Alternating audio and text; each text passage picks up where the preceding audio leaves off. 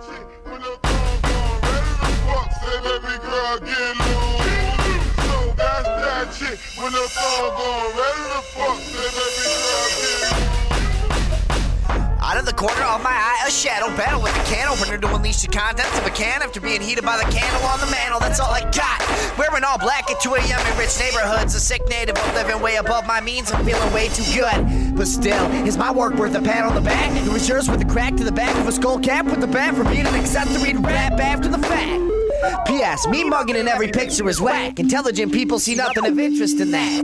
You're a victim of rap. You let it take your identity and you replace it with every little faggot passing trend that you ever see. You will never be as incredibly cleverly put together, clean and pleasurably as my measures will be bars. I am 1,000 lives old. This body housing my soul's out of my control. How was I to know? Awakening has consequences. Breaking up with the matrix is hard to do. In fact, I hate this part of you stays retarded too, retains fakeness. A word rapist, impregnating the language with a hatred for status and pro-anarchist statements. Cuffless and cageless, engulfed in engagements, for my culture is makeshift and ultimately brainless. I came to lay it the fuck down and jump back. Drop a couple million jaws like what's that? Fucking the fuck up, MCs, kiss my fucking asses. Duck your style, biting heads down when I'm trucking past. That's my click in the gun, what they fast, oh, that's my click in the gun, what they fast, oh, that's my click in the gun, what they fast, oh, that's my click in the gun, what they fast, oh, that's my click in the gun, what they fast, oh, that's my click in the gun, what they fast, oh, that's my click, that's my click in the gun. Yeah, back from the shadows again with a new view on fate, free will, and inevitability before these villains have ended up killing me. With prophetic agility, pocket the stolen years and feel the heat on my leg. Trying to find a human who isn't trying to teach me to beg, but I want to skeet on some eggs and make a creation. Teach that motherfucker to love stuff and hate shit. You know, the basic relationships.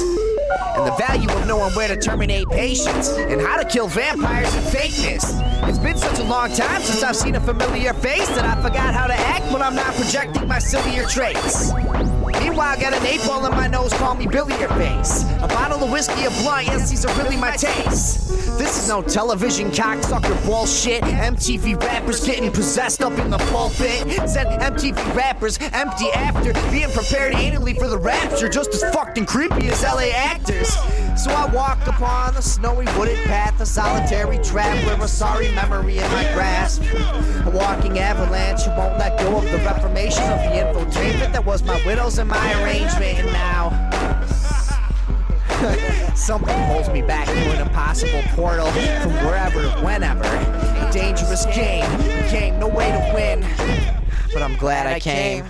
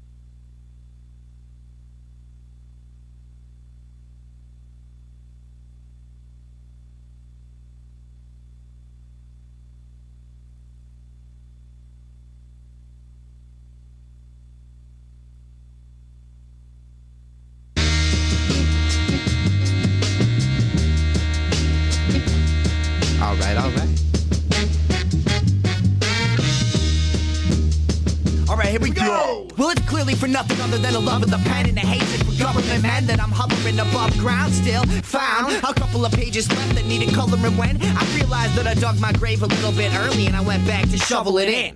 Can an unseen force really come and undo me? Can I battle an evil spirit just like an old movie? Can I look in the mirror, see something else looking back through me? Can I mutate a monster like that Secrets of the Ooze scene? Is it possible to access the infinite love of a wisdom above? Or am I just a kid with some drugs? Is my consciousness a gift or a grudge? Go on then, give it a shrug. How many evil motherfuckers try to block my path? And I'm worse for the wear, but I will not go back. And it hurts for the kid, but I will not relax. Gotta get up in the middle there and swing my axe. And I'm more than incredible smart, yes. Your rap is inedible and harmless. Organic vegetable harvest. Look, I know I'm not the hardest, and I rap like an artist, but I get respect from each set regardless. No helmet, no harness, no crew, kinda heartless. Hardcore anarchists, fighting back the darkness. Don't show me where the march is. Show me others who really wanna start this. Revolution is cathartic, protest is garbage. Stand in your free speech zone when the verdict comes down, then vacate the premises once the permit runs out. Fuck that! I'm a wild bastard striking back in the dark. I have to embark in the path to spark backlash with my masterful art. Put fear in Babylon's heart since way back at the start. Dragging vampires into the sun and ripping their caskets apart. Yeah! Man of action, with plans you can't imagine. Mathematic patterns panning out, span the planets with intent with the expansion of atoms. Evenings gathering ransom from mechanical maniacs currently controlling all the cannons. Fuck that! This planet's all flat. I'm gonna take a nap until my world comes back. Fuck that! This planet's all flat. I'm gonna take a nap until my world comes back. Fuck that! This planet's all flat. I'm gonna take a nap until my world comes back. Fuck that! This planet's all flat. Fuck that! Yeah. Planet crasher, chronic crusher, masker, carpetbagger, black planet captain, capture God in the machine. With a scream, talking head, tangerine dream of a walking dead, occupied, fractal, half-hearted human movement. Art, death, arc, a story, sort of by obscure degrees. At an angle where they're whining and soothing. A quiet Anglo-applied science with a halo after 5 lines of a say-so with 5 down and no fried chicken. A vision of British invasion of cover bands. A lamp belly by any other name. Hit it, boys. There's a lot of towns where you could go where a man could hang his hat. Well, they got microbrews and mega stores, but we ain't down with that. Well, there's a place I know right up the road where the beers are always cold. Where a beat-up truck and a fishing pole are worth their weight in gold. Going downtown Radioville, where you can kick back or have you the craziest thrills. You probably won't learn much, but maybe you will. We're going down Radioville. Now let's check in on the boys and see what they got themselves into this week.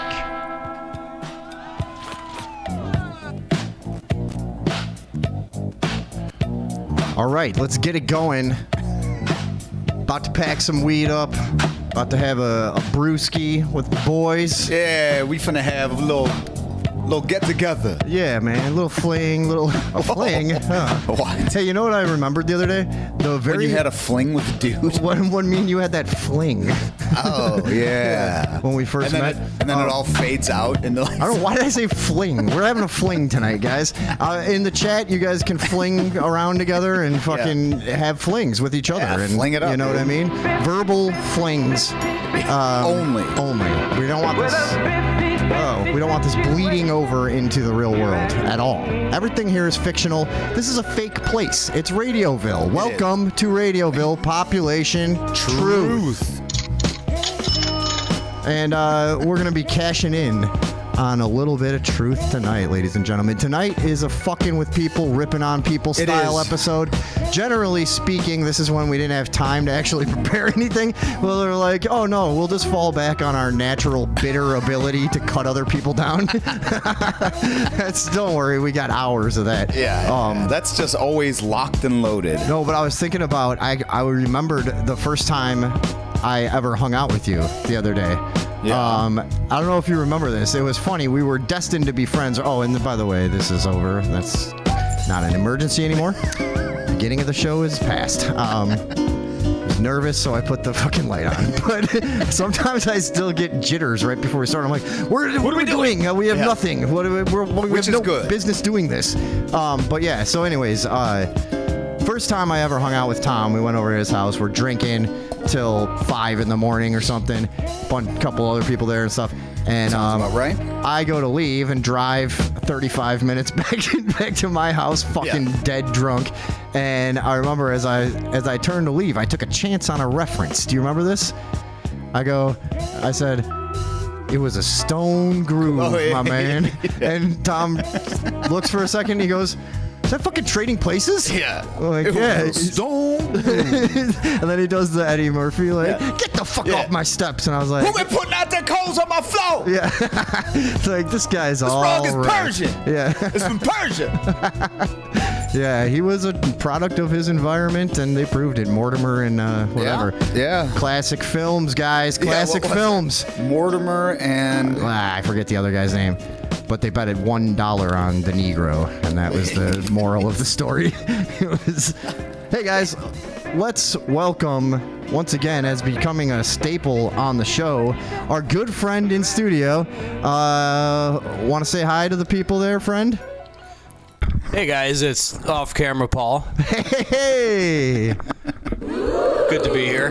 Yeah, all right. So off-camera Paul is sitting by. He'll be, maybe, if you don't mind, keeping an eye on the chat. If anything good happens in the chat, wave at me, and we'll And let's be honest, take a look at it. it's not gonna. No, that's up to you guys, though. Yeah, that is up to you, fellas. Now, The chat has been slacking like a motherfucker the past couple weeks, too. Yeah. Like, you guys are supposed to be, you're the lifeblood of this. we have said this from the beginning. We're supposed to be getting the news from you. This is how this, you guys Yeah. don't understand. We come on here in order to become informed by you. It's a style of performance art, and it's legitimate. We're making it up as we go along. Yeah. What's the art form called? General embarrassing buffoonery. It's the reverse side saddle. Yeah, this is like it's side saddle improv and news gathering, news aggregation. Yeah. It's inverted. It's inverted okay. news aggregation. It's- like the Daily Show. No, it is info enter. They already have that. No, I know, infotainment. but we have to get aggregation in there also. Yeah, we're basically like 60 Minutes. If 60 Minutes just came to your house and asked you what's going on. Yeah. And then didn't, and then like. And then didn't believe you. And was a really rude friend and Yeah. like berated you for no reason and got too drunk and stuff. Yeah, that's speaking like- of that, we're going to be having some drinks tonight, which Oh, is nice. Shit. Yeah, once in a while it's good to let loose with the boys. Speaking of the Daily Show, did you see the other day? Jon Stewart came back and Yeah. did an episode, and it really I was liked as annoying as he's been sometimes in the past few years. I when- haven't really hated him. Well, I never really hated him, but he'll yeah, he's say got some bad takes. Yeah, and like sometimes if it's like a soundbite or a quote or an interview or something, he'll say things politically that I find annoying. Like he's a truly big government guy. Yeah. He truly believes that can work. Yeah. Which I find so weird. Insane. Because he's a guy of clearly high intellect, right? And I know other people like that, where it's just like there's just some switch, there's some fulcrum. And it's just the style of person you are. You know what I mean? At a certain level, no amount of information is ever in my entire life going to convince me that big government is a good idea, and vice they're versa with him. utopianists. But you know what I mean? They believe that there is some sort of promised land that we could be like fucking corralled into. Yeah. You know what I mean? And I don't believe that. I don't think that's. And we're more just we subscribe more to just like the chaos, the unavoidable chaos Yeah. of existence. I'm more of a get off my lawn. Right? Yeah. He's more of a let me on your lawn. Yeah. Yeah. He's This like- is everyone's lawn. What do you mean It's not. your lawn? You know, we always bring that up. It's funny. I was just thinking about that today. Somebody said, I wish I could remember what it was, but it was something that just led to a sort of like, you know, like, yeah, but how would that work? Well, you know, like redistribution of wealth, for instance, but it wasn't that. But you know what I mean? Any one of these ideas, we've talked about this ad nauseum at this point, but it's always at the end of a gun. Like, Right. you can't, like, nobody's doing anything willingly. Nobody's giving up their shit willingly. Nobody's giving up guns willingly. And so at the end of the day, it's like, yeah, if everyone agreed across the board, if that's not the case, you're talking about forcing people at the end of a barrel of a gun into shit they don't want to do. So it's like, this is a conversation I end up reluctantly having with a lot of my super cool communist friends and shit like that. That's exactly where this comes from. Right, where you go like, okay, man, they hate government as much as me. Yeah. And then unless I go, it's a communist government. And if you're talking about voluntarist communism, yeah, where no one is coerced, well, then you know what philosophy that fits neatly inside of? Anarcho-capitalism, which they fucking hate, which I tend to align with more, which is basically actual capitalism. You know what I mean? Yeah. Where it's unfettered and unhindered and no gun. Which also has no gun. You know, I mean, but ironically, there'd be a lot of fucking guns. There'd be a lot of guns. But also, with that anarcho-capitalist like sort of framework, you're going to always have. But you can, within the anarcho-capitalist society, what I'm saying is you can have a commune. Go ahead. Yeah, do what you knock want. yourself out. Yeah. You're not, or I'll knock you out. You're not going to force me into it. Because you're communist hippies. I'll probably knock you out. I'll come in there. I'll take your shit. Stomp the fuck out of you guys. take your shit. Right. Come in there. It's anarcho-capitalism. And then I'll bring it back out here and I'll sell it. Yeah. That's how it's going to go. Yeah. You share with me now. Yeah, exactly. No, it was, the root of that today was some social. I saw somebody who was like, somebody posted like something about movies being always like, you're always siding with the resistance, like in whatever, Star Wars and the blah, blah, blah, blah, blah, blah. And then I was like, yeah, but it depends on what you're resisting, right? Yeah. But then I saw somebody like the first person that commented on this girl's thing, and they're all just trying to fucking, suck up. But the first thing was like, Trying to fucking suck some tits. Exactly. Yeah. Sorry. Yeah, but like the first comment was like, yeah, I've like been fighting for socialism forever now and blah blah blah. And I'm thinking like, well, who the fuck said socialism is the resistance? Yeah. A lot of us are resisting socialism currently. You idiot. You know what I mean? Yeah. Like if that's your model. Yeah, how are you a freedom fighter when you're going along with the plan of like the shadow government and the big corporations? That's the thing. Is like everyone is saying that like all that alone should show you that you don't want it. Yeah. All the bad people are saying it's great. People want you to have it. Yeah. Yeah. Like the vaccine. Boom shakalaka! Oh, dude. Yeah. Maybe next week I'll get into there is some fucking terrifying shit about that zine. No. But I was going to say about Jon Stewart though. So sometimes he's annoying in that way or whatever. We just disagree philosophically. But it reminded me religiously I watched him, for like 5 minutes of his for anyone that doesn't know, he came back and did an episode of The Daily Show. And that goes to answer the long-held question by American society: who in the world could possibly fill Trevor Noah's shoes? God, he's good. We finally found out it's Jon Stewart.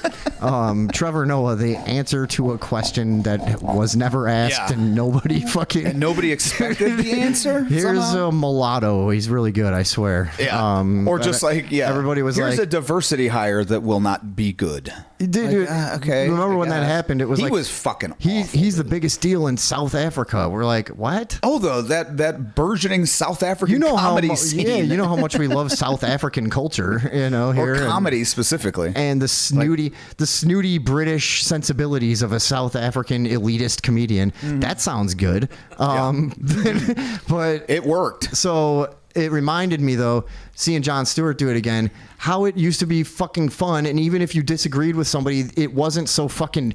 It wasn't so divided and so stupid and whatever. I was still enjoying him, and he was funny. Yeah. He was...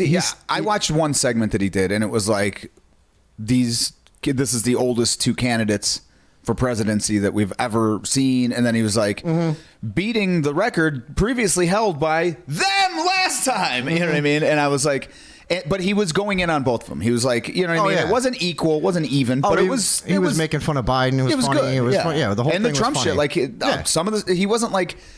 He wasn't just being like, Trump's an asshole, you know what I mean? It was like he was bringing up funny things that are stupid about Trump. He's from an era where not everyone, but people like him had the skills and the sense to go, okay, I'm not just going to do the hack thing that everyone else does. That's why he stands out as an entertainer. As much as you may dislike him politically these days or whatever, he's a good... It just reminded me that I agree. It's funny. possible to walk that line, and people don't really do it anymore. You know what I mean? Like, and even if he does the corny thing, eventually, where he's like, There was corn involved? yeah, he took out a big bucket of corn and just started eating it. It was a weird. There way is to that end one it. fucking gif of him eating popcorn. Is there? Yeah. Maybe that's why he did it. Yeah. No, I think he's got 3D glasses on. He He's did like, a corny thing at the end where falling he around. was like, to affect real change and positivity in society, you need to blah, blah, blah. And I'm just like, at that point, I'm tuning out. I'm like, dude, yeah, I've done a lot of drugs. Leave me alone.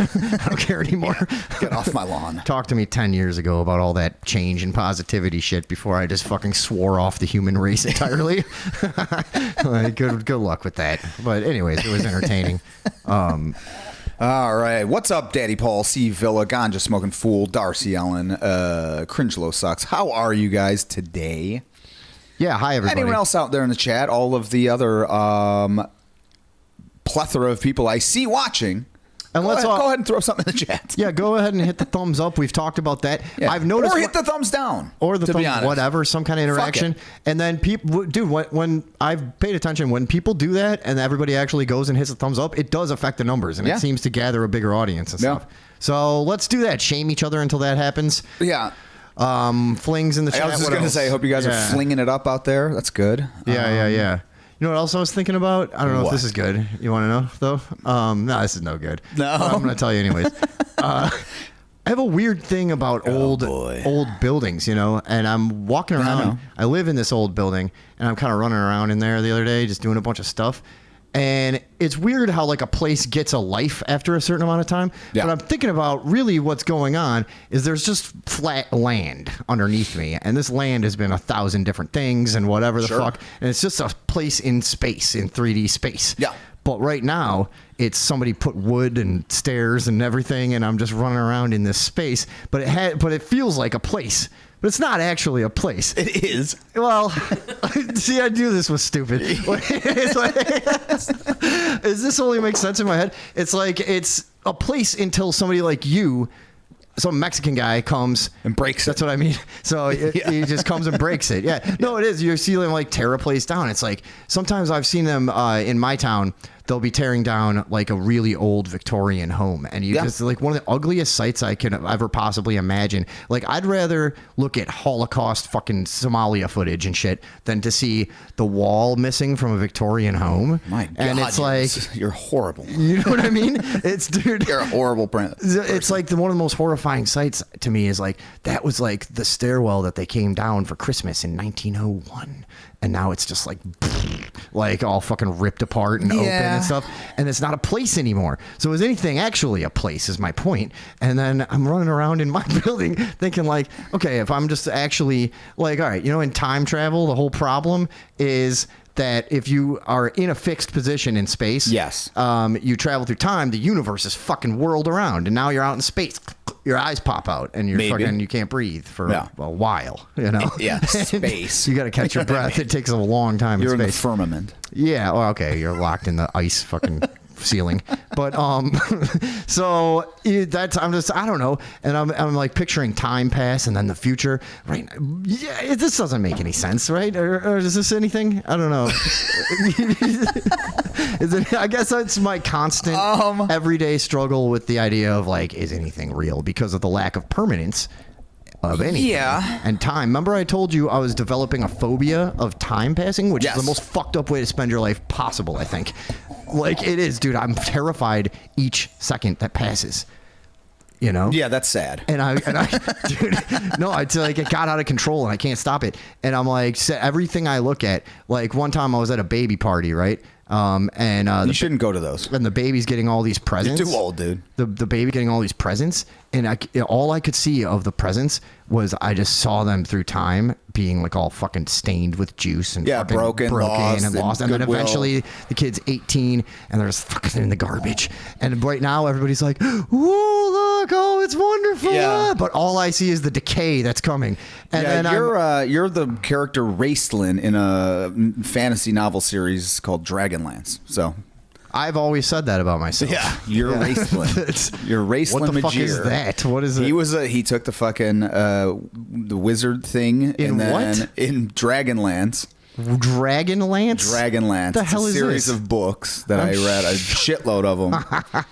And and in doing these trials, he got cursed, and his pupils are now like hourglasses, and what he sees rather than what is there is the decay of everything. Yeah. Like the That's what I is see. going to And become then of when I'm- everything that he looks at. When I'm in my so building, you're Raceland. I see back like 1,000 years and forward 1,000 years at all times. I've also done a shit way ton of psychedelics, and that Yeah. doesn't help. But like, I don't know. I feel like I'm always just viewing the entire story, and that's why I find it weird to be in a place, in a building, on stairs. So you And I'm think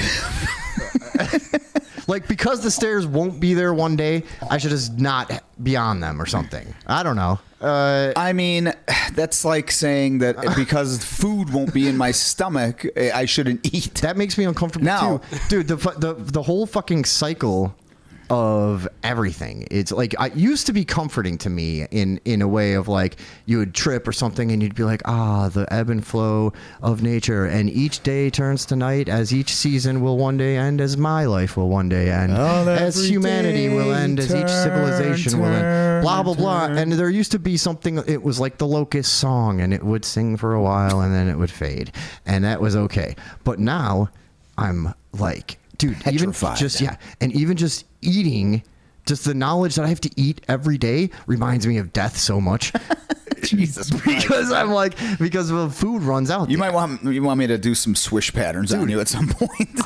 Hold on. It's not I good. can eat a pork chop and it dissolves and it goes away. Therefore, the universe is imploding. Do you see what I'm saying? It could be. But it all connects in my brain all the time, to the point that I can't even walk up and down the fucking stairs anymore. You know what I mean? Because No. this place isn't real or something. I don't know. Like, Here's this is my take on it. It doesn't matter, because this is when people say enlightened beings, allegedly, you know what I mean, that claim enlightenment or whatever. One of the ubiquitous sort of fucking mantras of that is like live in the moment. I know, There's but the that's a reason why you trick. don't want to. It's not a trick. Well, it is a trick because It's inevitable that you are going to decay anyways. So why know. fucking think about it? I don't know. I know that it's a total waste of whatever Yeah. the opportunity of existence that I have. Yeah, to enjoy things. To enjoy, but also here's the thing I also know, it ends horribly no matter what. I've seen it enough times to know that it's like, and really, if I had a bowl of ice cream yesterday, what is that doing for me today? So eventually my living in the moment is going to be like the most unbelievable suffering you could ever fucking imagine until the lights go out. No. And then it could be, well, unless you just die really fast somehow, but like, No, but you know, in the moment you have to make good choices. You have to understand that you have a future self and that you are going to go on, but you don't dwell on that. You see, that's the point. Is you don't Life because after if you're death? if your awareness is constantly in the future, then you're just worrying, and if it's or like fucking anxious and worrying, and if it's in the past, then you're depressed because you're thinking of what was, and in fucking lamenting the passing of time. None of that helps. So then you just focus on what you're doing now, what it's going to get you tomorrow, what's going to get you in a month, or you know what I mean. I know that that's a happier way to be. You know what? I That's try- why I actually recently my addictive personality. It's a tough thing to quit things, Sure. but I recently quit something. I don't know if I even told you this. I quit sleeping. Oh yeah, that's good. It doesn't Cut seem that like I out, could dude. fucking That's a sleep fucking anymore. Huge waste of time. Yeah, it's like You been having trouble sleeping? it's just I don't even feel like I sleep Do you know why I can't sleep? because you think that you're just going to wake up anyway. No. Well, yeah, that would track, but no, because I can't be alone with my own thoughts for more. Oh, than 30 yeah, no, I seconds. can. I Dude, love it. I sit in my bed. Sometimes I try to take a nap before the show, and I'll fucking lay down for like 10 seconds, and then the thoughts stab, and I just leap back up like, gotta do it. And then, so I understand the idea of living in the moment because I have to find distractions all the fucking time. Yeah. And so only a few things work, but regret Jerking off. yeah, sometimes I do that to forget that I'm going to die. I do. As I know that's dirty. See, that's and what I jerk off to is the idea of me dying. that's like, fuck so yeah. you really embraced Oh yeah, it. dude, it's Yeah. the best. Yeah, that's that's all I cool. think of. What do you think of this? What? An infinite. This whole thing? an This in- show so far? No, an infinite loop of existence. Dude, that's funny that you said that. Because- That's very weird that you said that, and I'm not even saying that. One thing that occurred to me the other day Mm-hmm. is that when you die, you have that fucking rush of like DMT and other chemicals, and they say Funny that you said it's that, been, too. It's been theorized that you know how they say like the moment you die, your life flashes before your eyes, and people have theorized that perhaps you do relive your entire life at the moment of death. In which case, I could conceive of it being an infinite loop. Because and then at the end of that reliving, you're dying, and then you relive it again. yes, Yeah. and I thought maybe I'm already doing that right Yeah, now. you are. Oh. Yay. Seriously, you think so? Yeah. Oh man, then why do I have to go to work? This is stupid. Well, you don't. Okay. Yeah. If you could change it the next time around, though. Yeah. Yeah. Is that what I'm supposed to be doing? Yeah, you're supposed to learn stuff. Quantum leap and shit. Like, Yeah. huh? Yeah, Sam Beckham. I'm supposed to be accessing my the past lives Yeah. lessons, and Which are not past, they're simultaneous. They're right. Because existence is already existence, and it's all just different perspectives, and our consciousness is like going through a film strip of static pictures, which gives the illusion of linear progression of time, but it isn't, because everything has already happened. So that past lives are actually simultaneous lives, but you can allegedly access them and shit. I don't know. Who the fuck knows? That's just some things I heard. well, definitely, dude. All right, we've all talked about how I'm like secretly a guy from the 1880s because I That's constantly. not that secret either. No, I know. It's very But I'm obvious. pretty sure there's something still rattling around in there from then because everything Oh, I for say sure. has to do with it. Yeah, And you were I- a prospector, but you didn't get gold though. You were like looking for just rocks or something. I was out You're there like, just- these are gonna be valuable. Those idiots getting that fucking gold. I'm gonna get all this fucking sandstone. I'm gonna save. They'll see. I'm gonna save Levi's in a safe Yeah. because guess what these will be worth in the 2000s.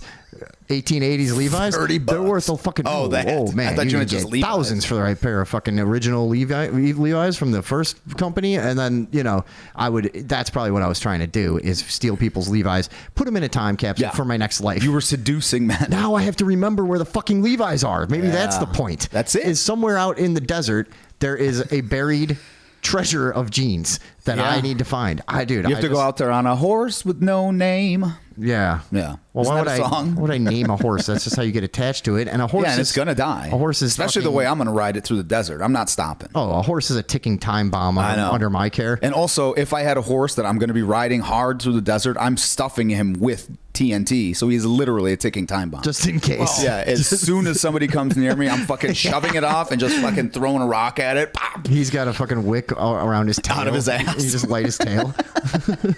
Yeah. Go! I wouldn't blow it up, though. You might have to save it to cover your trail. Let the horse go. You hop down the creek. Oh, all right. Off camera, Paul, with some real tactical advice for the evasion Yeah. during a desert chase. That's practicality. Now, JT, go fuck yourself with the Beckett. No, he's right though. I said Sam Beckham, and it's Sam Beckett from fucking Quantum Leap. Okay. Who's Sam Beckham? Is that a guy? No, David Beckham is bend it like Beckham, the fucking soccer idiot. player? Yeah. Yeah. Who cares? Okay, go ahead. But yeah, so I've pretty much quit sleeping, so that's good. Yeah, man. What's going on with that? How much I you don't sleeping? know. I'm not. I quit. And also, you know how like when you quit alcohol, you get like those tokens. Yeah. When you quit sleeping, you just get big bags under your eyes. Right. And then the proof is the bigger they get. It's obvious that you haven't slept in a long time. Now you're clean. Yeah, you show You've been up. clean for like a long time. You know, if it's just fucking Show up at the meeting. Bulge out. What a show off. yeah, just dragging them behind you. Yeah. Just look like Werner Herzog. Dragging them through a gravel-laden alley, just fucking. Yeah, get my bags dirty. Gonna have to catch a few winks. I honestly have felt like I sleep and then I wake up. I'm like, that didn't do anything. Yeah. The fuck's going on? Well, how much you sleeping? 4 or 5 hours a night? Yeah. I did that for a couple weeks not long ago. Yeah. Boy, things get real weird after a while. There's people that do that for years. I'm not somebody that can do it because it's like, Yeah. I mean, when I was on coke, All right. Well, that's not. Yeah. I mean, your sleep. Your powder sleep. Yeah. That's like that's powdered sleep. Oh God, I still can't imagine how long I spent just fucking doing cocaine. Oh my God. And then being up for like 3 days, and imagine how tired you actually are when you're doing that. But it's just like you're just gasoline. Nope. Just, I'm not tired. Yeah. But I recently did like 2 weeks of where I was just getting like 4 or 5 hours of sleep, and it eventually you get to be where you're just walking around. Yeah, you're exhausted. Dreamland all the fucking time, and that's pretty much where I'm at now. That's what you're doing? Yeah, I love it. It's not bad. Now Connie says, Tom, you need good magnesium to help you sleep. Hey, I take the best magnesium, 3-in-8. Okay, and it does actually help, but then I forget to take it. That's 11. Magnesium 11. 3-in-8, right? Yeah. 3-in-8. Oh, 3-in-8. Okay. That's 12. I thought he said 3-in-8 too. I heard you wrong. Yeah. Anyways, do we want to look at that fucking creepo weirdo guy? Yeah, so Vinny found this dude that he is now in love with. This was sent in by General Silk up in Milwaukee, Wisconsin. Thank you very much, General. Yes, thank you. And anybody else that doesn't know, when you see something stupid or hilarious, you can send it into the show, and we may take a look at it here on the live broadcast. Yes, we may. And we'll be sure to give you a little shout out, because I know it's a big thrill for you guys. So here we got a guy. Now here's one thing. Just who does he remind me of? Before we go on to that, I remembered what you said, and I made us so that we're not just down here. Oh, I like that view. Yeah, it's better, right? For this, cool. for this application, especially when we want to feel like we're in the room with somebody. Yeah, because like this guy. We're over here, but now here we are. Look Sweet. at us. Look at that. That's slick. Nice. Okay, cool. So we're gonna take a look at a little news story. I believe this is Fox News or something, or whoever this is. It doesn't matter. What does it say at the bottom? KP. Oh yeah, I picked this one instead. KPRC. Click to Houston. There we go. So from KPRC Houston, let's get the story, and then we'll discuss. All right. He's a very interesting man, though. Yeah, I was really in shock. I just didn't know what to say or think. Right now at 6, a bizarre antique. What's happening here? Here, can you turn? Is the volume up on there too? Yeah.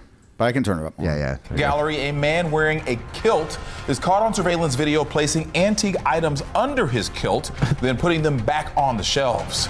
Good evening, and thank you for joining us. I'm Keith Garvin. Okay, now on its face, that doesn't sound like much. No, well, because they're not allowed to, because they suck. Because it's under his kilt. Don't do the story then. Yeah, if you don't can't fucking say tell what's me if you going can't on, tell me. Yeah, exactly. Don't tap dance around the fucking story. You're the news. They always do this, and it's like, dude, what? And again, as we've pointed out, do you think kids are watching you in this day and age? Fuck yeah, dude. That's who's watching the news at 6. They're not. Just the news should be the dirtiest fucking show that there is. Maybe it's KPRC. The C is children's. Maybe this is the children's news of Houston. They didn't say. That's right. It could be. It could be. It says 2+ right on there. Yeah, see? It does. Okay. Yeah. Nobody under 2. Good, okay. And I'm Candace Burns. Daniela Guzman is off tonight. This incident happened in spring. Wait. What'd she say? And I'm Candace Burns. Daniela Guzman is off tonight. I thought it said Daniela's something's mom is off tonight. I was like, what the fuck are you talking about? But I do want to know where she is, to be honest. I feel like they shouldn't have left that out. Yeah. Like, tell us what's going on. Yeah, you're the news. We need to know. You're a public figure. Yeah. All right. Yeah. Joining us, I'm Keith Garvin. And I'm Candace Burns. Daniela Guzman is off tonight. This incident happened in spring at the Antique Gallery of Houston. KPRC2's Corley Peel joins us live from there with what she's learned Also, about this wait a incident. second. Corley. I didn't know that. Corley. Corley Peel is your name? I don't know, but I'll take it. KPRC2's Corley Peel. Look at her face. What a fucking. Yeah, I'm Corley Peel. Peel joins us live. Story. Ugh, I can't even. Every time I freeze it, she looks worse. Yeah. What's going on with her? Her face is a God, weird she just shape. looks mean. She does. She has got a mean face. Yeah, she's taking no guff from Her no man. cheekbones are like too far to the front. They're like too pronounced or something. You know Where what I mean? should they be? On the back? I don't know, but her face. Do you see how wide her face gets? Yes. Right. I'm liking it. Right under eye level. I'm a looking and I'm a liking. Yeah, I don't know. It looks like a girl that a kid would draw. Yeah. You know, like that you would. Yeah, this is like your girlfriend that you drew. Like, All right, let's see what the fuck she has to say. Okay. What she's learned about this incident. Corley. Corley. Come on. Corley. Yeah, we want to warn you that these Corley videos Peel? are disturbing. Hold the fuck on. God damn it. Yeah. You can't have core and peel. You're an apple. I was just going to say. What is this? Do you think her middle name is Orange? No, apple. An apple core, apple peel.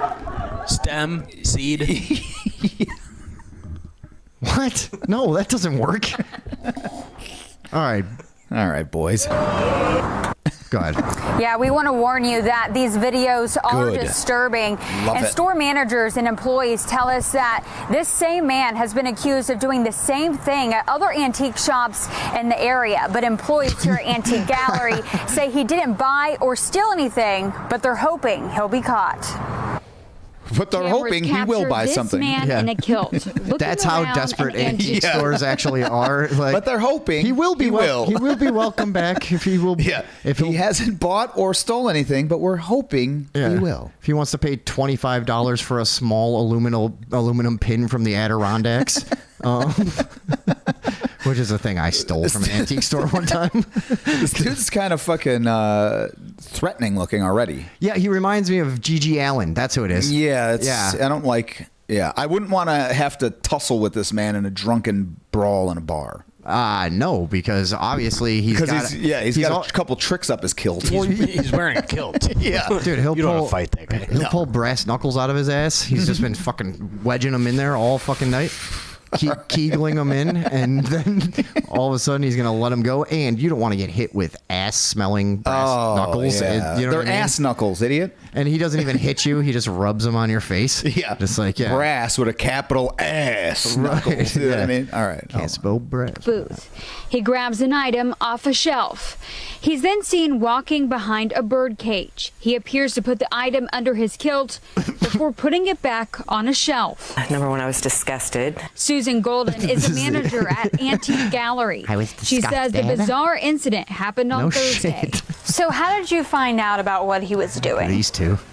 Well, I saw him. That night, one of the dealers sent me a video that she had from a camera in her own booth. The dealers are able to keep an eye on their booths through a store Wi-Fi account where they can access their cameras at all times. Another camera shows a woman walking into a booth. The man comes up to her, whispers in her ear, then leaves. He appears to grab another item off a shelf and puts it under his kilt, once again, returning the item. Had you seen that man or woman in here before? They've been in here before. Okay, so employees recognized them and said they were just, you know, the guy was really nice and she. So I gotta say. I gotta say a lot of things. The guy is, kind of gross for doing this. JT says it'd be better if he was putting different objects back. hey, you got one, JT. He pulls out a whisk. Yeah, the candlestick goes in. He's got the feather duster comes out. He's got like 10 feet of handkerchiefs coming out. Now that would be cool. Yeah. But what kind of guy does this? And you know what I mean? It's not even a good prank because he's not like staying to. I would understand this if he was staying to watch people pick the stuff up and be like, it's my. I would not understand. It's my ass statue. You got. You're touching my ass statue. But no, I wouldn't like support it. But I would at least. I see what you're saying. It would make some semblance of sense. Like this guy is okay. Like an arson always fucking gets caught by returning to the scene because they can't stand to not see their work. They gotta see it.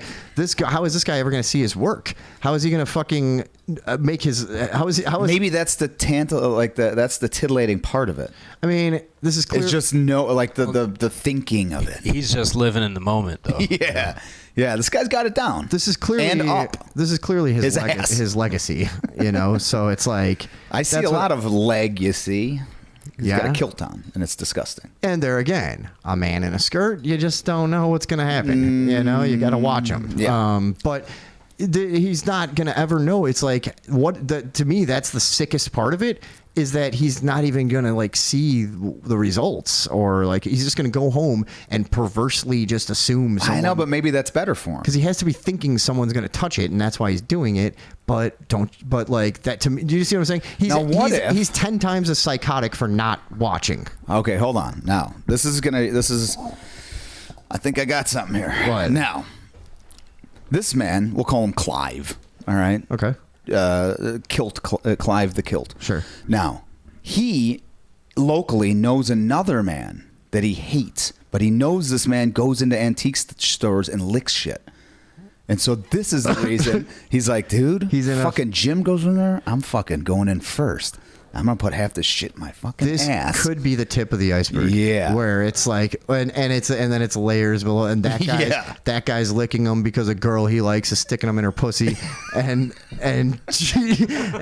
she's just doing that because the fucking antique store pays her as a promotion. And it's like a Willy Wonka. No, she's got an OnlyFans. That's the thing. She's doing an OnlyFans, right? And so it ends there, but it also doesn't. That's patient zero, though. Yeah, she's patient zero, though. Yeah, right. Yeah, so she's doing it for OnlyFans. Jimmy fucking found out about it, figured out where she's doing this, and now he's going in licking shit. Clyde hates Jimmy, so he's going in there preemptively and fucking ass fucking cucking this shit. Yeah. And now Jimmy's getting a fucking tongue full of Clyde. And when you saw it, you had a lady in on it with him. Yeah. That's how weird the world Dude, really I know. is. How do you find somebody else that's going to be fucking cool with this? Well, and how many thousands of pairs of people doing weird stuff are there, too? It's like, how did you ever even come up with this conversation? Like, that's how do you breach that? Hey, honey, I was thinking about going antiquing today. Oh, okay, yeah. Let me get ready. All right. One other thing, though. Why don't you sit down? Yeah, I was thinking about wearing a kilt. She's like, oh, really? You don't usually wear a kilt. Yeah, I know, but one other thing. Yeah. So I was thinking, you know how I like to sometimes. Yeah, you break her in with the kilt. But she wouldn't have to know. I'm sure she pegs him. Maybe this isn't like a fucking so obviously they're doing a lot of ass stuff, and because clearly. you don't you don't start with the antique store. No, that's not a beginner's move. No, dude, you go to Hobby Lobby, you know what I mean. You go somewhere like that, Walmart, where you get a fucking whatever. You get a couple grapes at Hobby Lobby, a couple rubber grapes. Maybe a flea market where there's those tight aisles of like but then sunglasses and shit. In your ass. Oh, dude, sunglasses in your ass, and then someone puts them on their face. That is kind of funny, but. But this guy, Now, Cringe Low Sex says, I bet this guy thinks a lot about food and stairs and are impermanent. What you're saying because he's clearly enjoying himself so much more than me? Do you want me to do this? I'll do this. Okay, I don't care. No, he's saying he's a fucking freak, and so are you. And he's saying you probably put shit in your ass in antique stores. Now go on. Yeah, I mean, look, I get why the guy would do it. Okay, it's not responsible behavior. Yeah, it's just not hygienic. Yeah, but what is it? It's got to be for the prank factor, right? No, it's for a fucking kink. Well, that's what everybody. All of this. But then what happens? Then you go home and jerk off and think about it. Yeah, you probably fuck your disgusting lady that was just there with you. It looks like Jabba the fucking slut. And nobody ever wants to look at either of you, so you're like, we'll get the world back by fucking putting shit in my ass and putting it back on the shelf. And then you go all powerful back home and fucking disgusting. And he's fucking her, and she's like, oh, remember when you put that Warhammer statue up your ass? And he's like, Dragonlance. I'm just kidding. Yeah, it's Dragonlance figurines. I'm just doing God's work. Yeah. So that's how it works, or I mean, that's my look. You know more about this than me, so I don't know. This is kind of your area. This is sort of my. Oh, well, let's see what else the news has to say about this, though, because there is something funny at the end of this. Oh, is there? Yeah. There's a controversy. Oh, yeah. It was nice, and they just shopped around for a few hours. More cameras capture the man repeating the disturbing acts. What did they do with those products? They what an asshole. Threw them away. Exactly. Sold in hopes the man doesn't come back. No shit. Oh, wait. Back it up 5 seconds because I missed it. Sorry, but yeah, there you go. Go ahead. Those products. What did they do with those products? They threw them away mostly. What? The man. Mostly? All right, red bar. I know. I just did a red bar.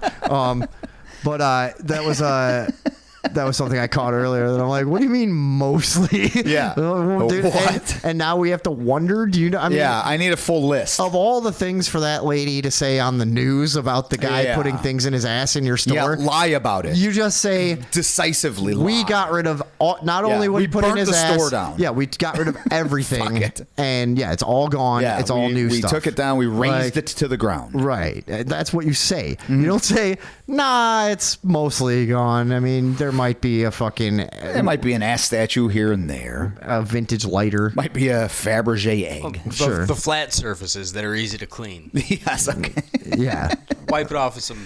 He was putting custom chairs in his ass. Now, I've known wet naps from Hooters. I've known a lot of antique dealers, and I can personally tell you they would not throw it away. They are exactly the type of scumbags that would never throw an ass item away because they want every penny for every single thing. How many of them were ass items before they got to the store?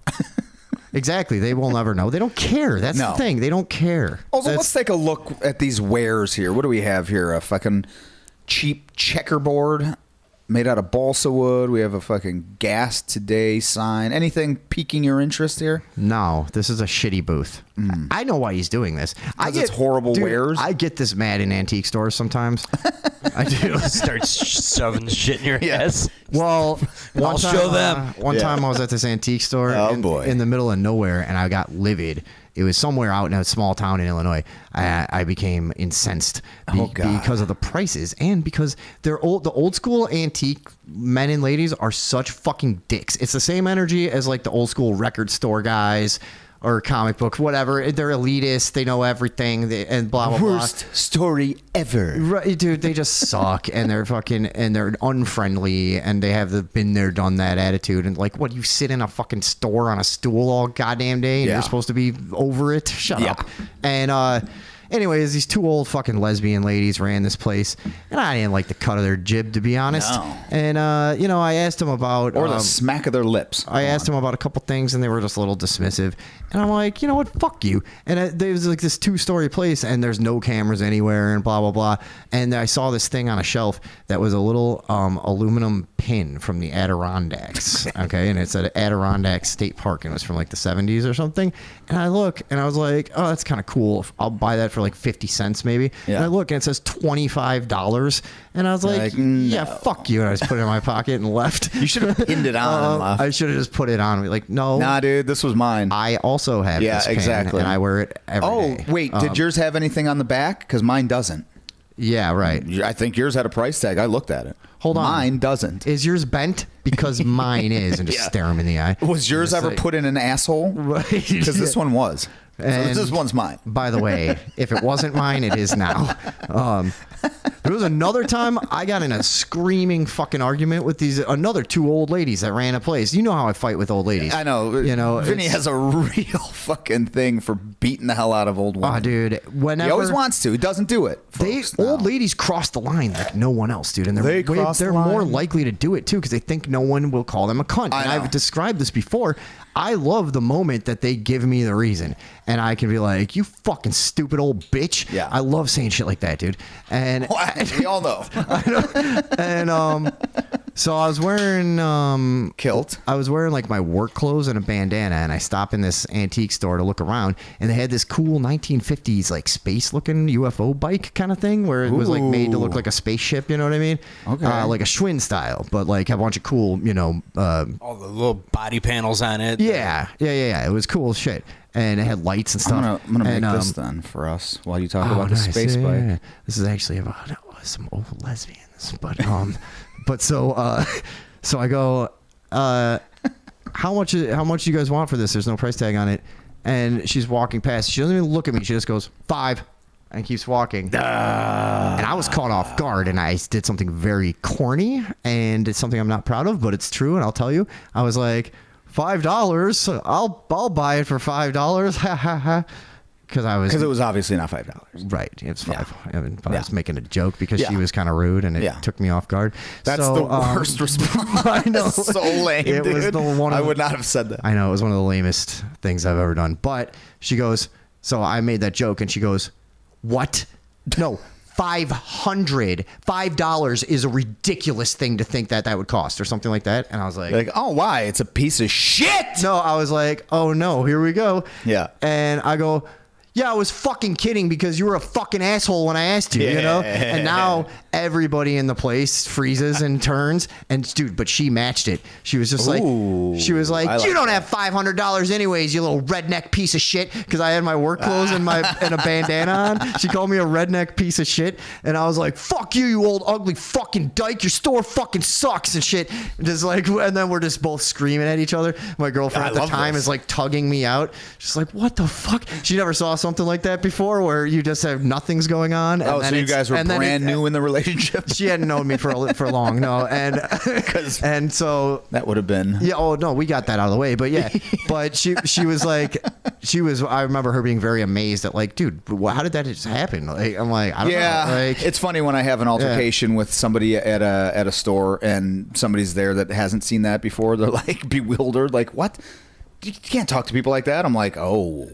But that's a shitty way to talk to somebody. Yeah. Just no, I match energy. Just totally ignoring you like that. Yeah. But most people won't reply to them and give them that fucking response. Yeah, exactly. Yeah, because they know that.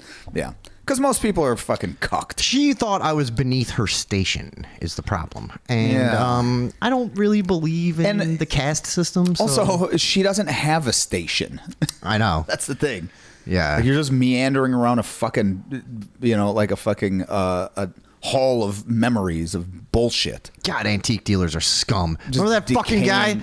Me and Paul had a guy not long ago where he tried to fucking tell me that this antique optometrist like test kit was going to be worth like $1,000 when I cleaned it up. I was like dying of an asthma attack at the time. I'm standing there. I'm at an estate sale just arguing with a guy because I had dug around in a crawl space and found this old it's called like an optometrist test kit or whatever, and it's got all the different glasses so they can figure out your prescription, and it's kind of cool. It's from like the 30s. And he wants $100 for it. It's fucking falling apart. There's pieces of it missing. Blah blah blah. Half of it was already in your ass. Shit was broken. And then he has to go. Missing. He has to go. Anybody that's a reseller, anybody that knows what they're doing would snap this up for $100.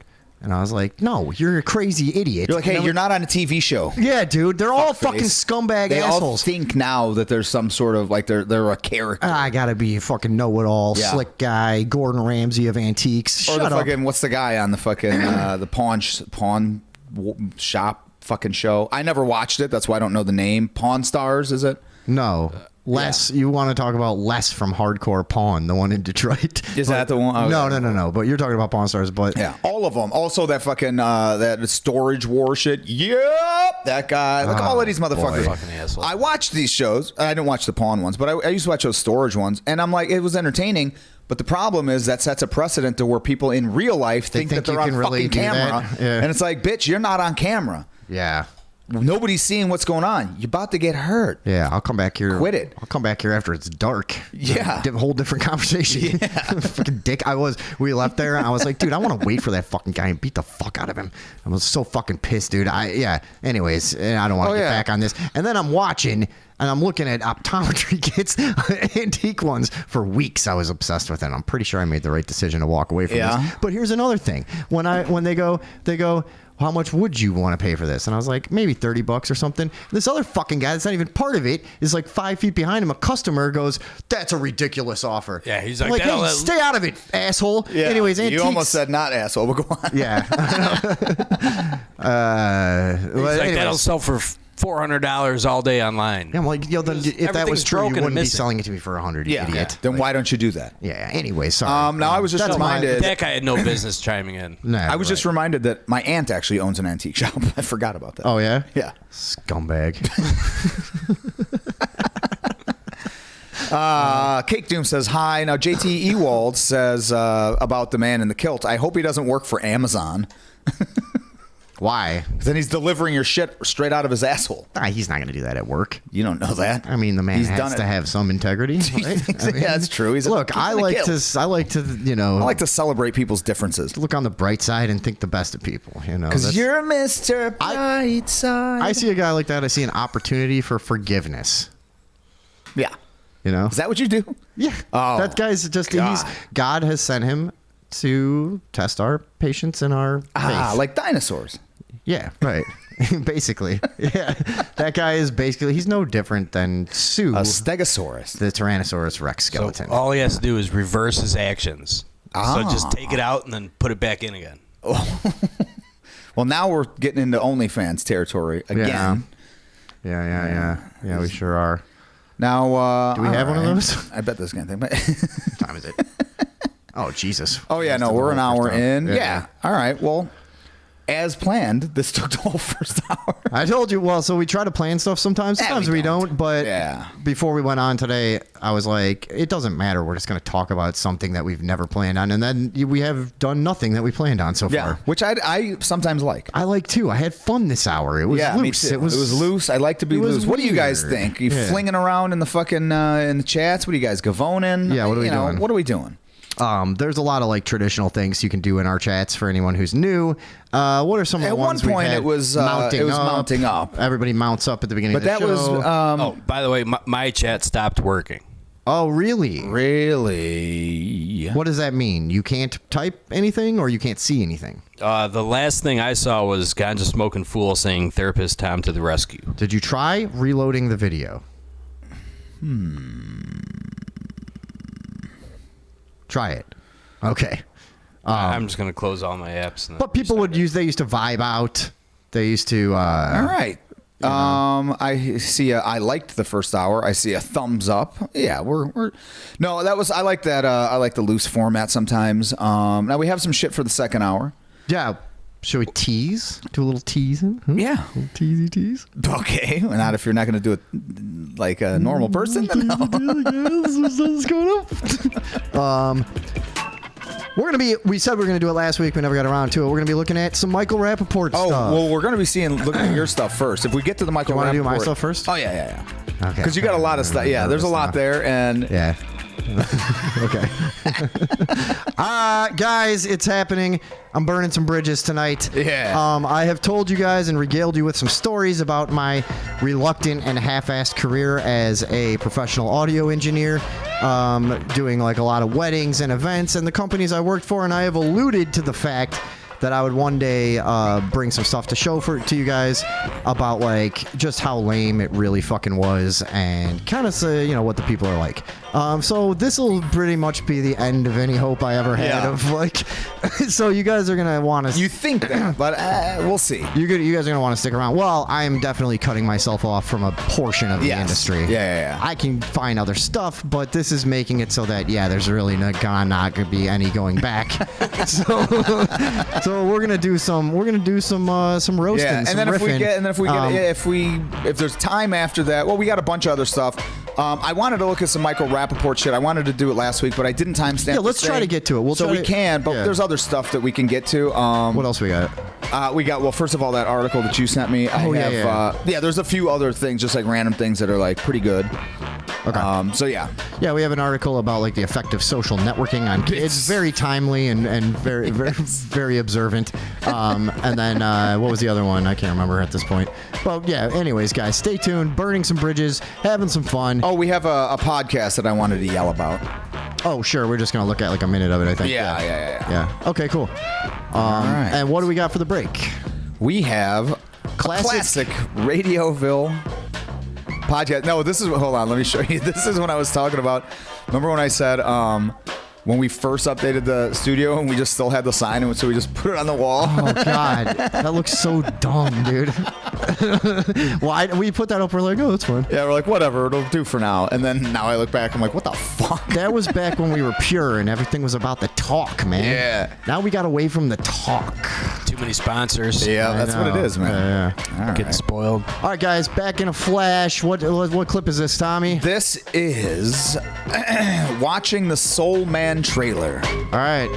Watch us watch a trailer from a long time ago and make observations on how racism has changed. Here we go.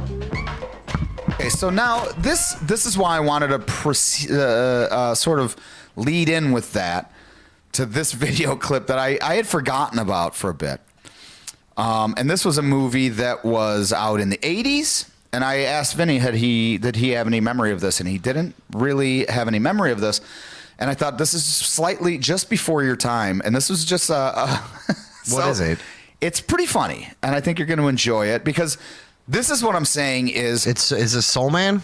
This is Soul Man. And anyone who thinks that the world now is somehow more racist than past time, this will show you that this was a blockbuster movie. Our society has, I mean, it's not an argument to a rational person. We have become exponentially less racist for the past 40 years. And good. All the time.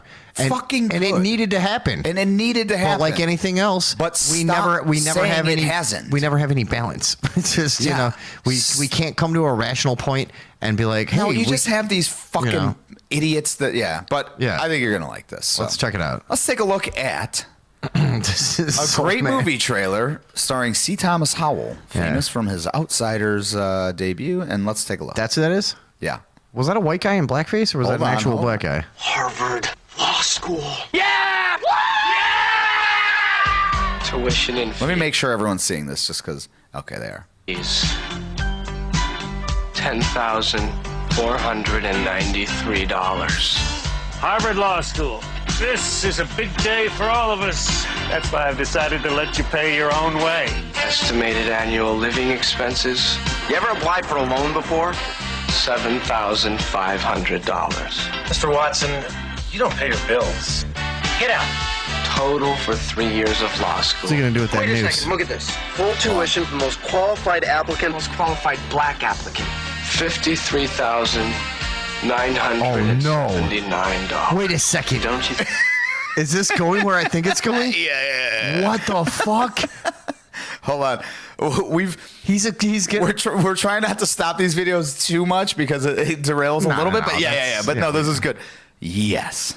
Now I'm gonna pull that back in just a little. I honestly, dude, I could not have predicted that that's what this was going to be. Dude, I forgot all about this. I was like, oh my God, this was a blockbuster. So he finds out he wants to go to Harvard, and he finds out his a dad's black applicant could. Yes, and his dad is not going to help him pay. Right. So he has to pay it, and he calculates all of it up. It's going to be $50,000 for 4 years at Harvard, by the way. Yeah. In the 80s. Yeah. That's insane already. Hey, I mean, this was that was the Reagan economy. You know? Yeah, that was Reaganomics at work or something.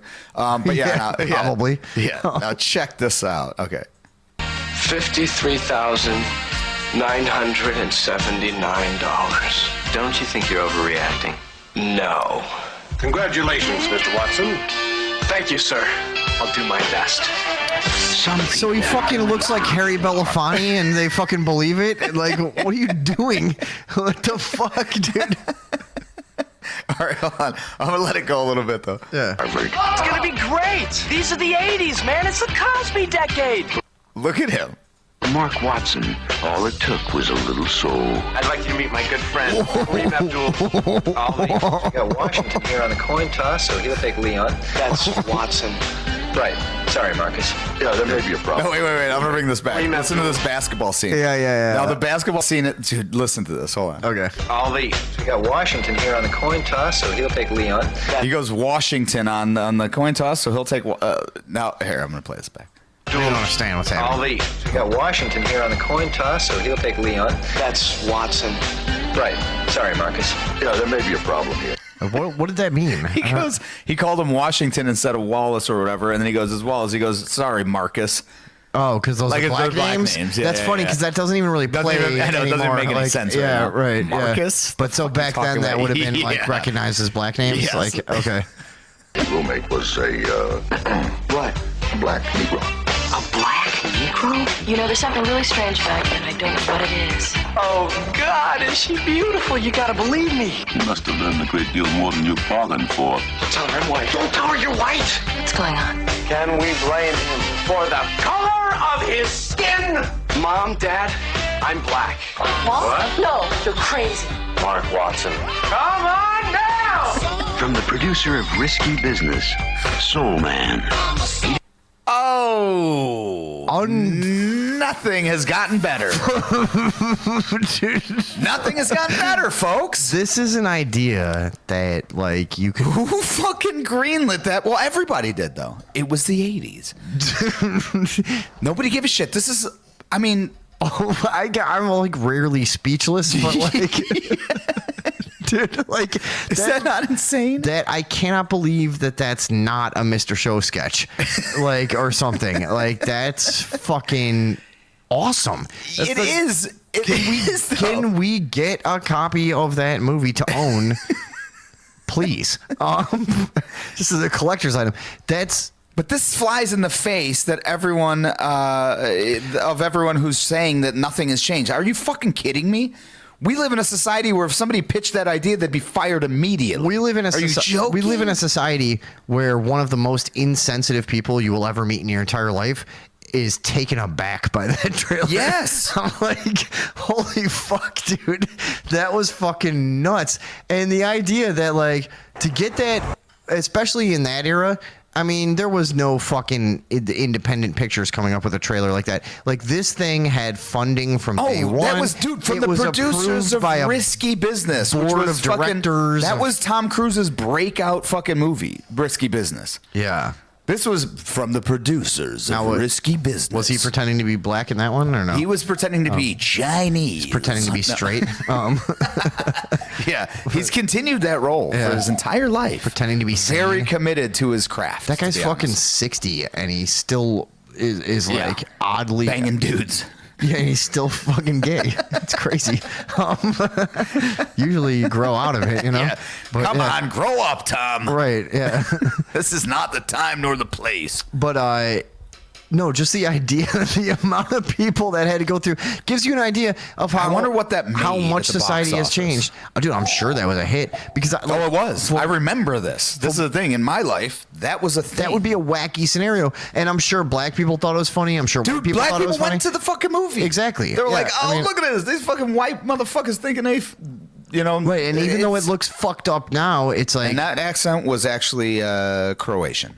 But no, that was a thing that, like, it really just goes to show you, like, the idea of a paradigm shift, and that's an easy term to throw around. Yes. But, like, you see something like this, or sometimes we've talked about that in Animal House when they have like a 15-year-old girl at their party. Yes. And she passes out, and the guy gets the devil and the angel on his shoulders, like, hey, and starts talking about, like, hang her while she's sleeping. Fuck her while she's about? passed out. She's 15. Why not? Yeah, she's old enough. And and the devil or the angel is like, no, you should not rape. And it's like this real moral quandary. Yeah, and like, exactly. And it's like, that was another thing that early 80s, late 70s that resonated with audiences at the time. Now, even I watched that scene, and I know it's cringy. I as can't even fuck, really dude. see the humor in it. I'm just like, dude, this is there's no fucked humor up. there. Like, right, yeah. And there's no humor in this. There's humor in the fact that it existed. That's because it's so absurd now. That's what I think people get the wrong idea sometimes when we laugh. Like at, we're fucking we laugh at endorsing like it in some racism way. or something. What we're laughing at is like just the change, the absurdity, the hilariousness of like what things were like. It's it's just wholly insane. It's, I mean, it is wholly absurd. I'm trying to think. I don't even know. Like, it's a character. He's not meant to be some sort of like moral guide. No, it's just a goofy movie. It's just a character where he's trying to get a grant, a fucking scholarship to Harvard. Maybe this is in like kind of rolled into the context of something like that back then. Is maybe it was more understood than we're taking into consideration right now. Maybe it was no, go ahead. Maybe it was more understood and universally kind of agreed upon that like this character is doing something scummy right now. We're gonna watch him do something he shouldn't do.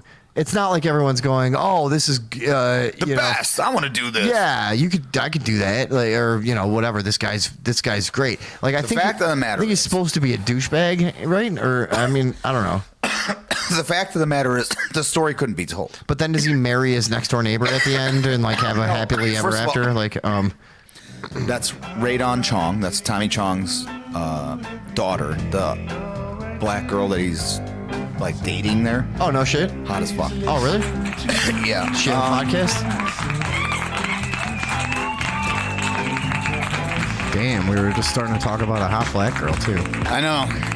Anyways, that's a classic Radioville clip. We hope you guys enjoyed while we were taking a brief little breakaroo. A brief little fling. Oh, they're fleeing in droves. Okay, good. Yes.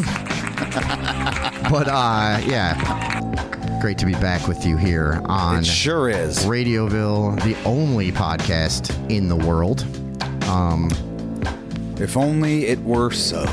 Man, if we could just be. We could have gotten in on the fucking ground floor. Yeah. We would have really been something.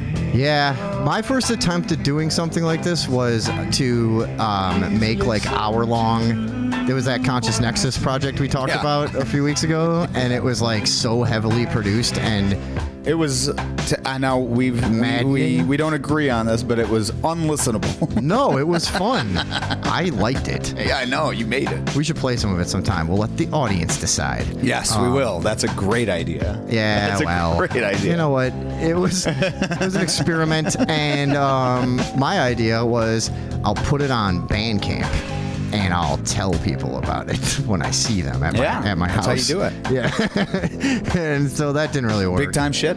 Yeah, man. It was, we were onto some stuff, though, you know, back in the day. That was true journalism. That was like Woodward and Bernstein era, you know? Man. Now, I can't get something out of my head. Me and off-camera Paul were just talking about something outside, and that was headbutting people. And I was just thinking about how many times I've actually headbutted somebody in a fight. And God, I miss it. Yeah? I do. What do you miss about it? Walk us through it. There's a certain feeling of just having somebody starting shit with you. You know what? Anyone in the chat that's actually seen me headbutt somebody in the face, go ahead and drop a fucking drop a thumbs up or a power fist.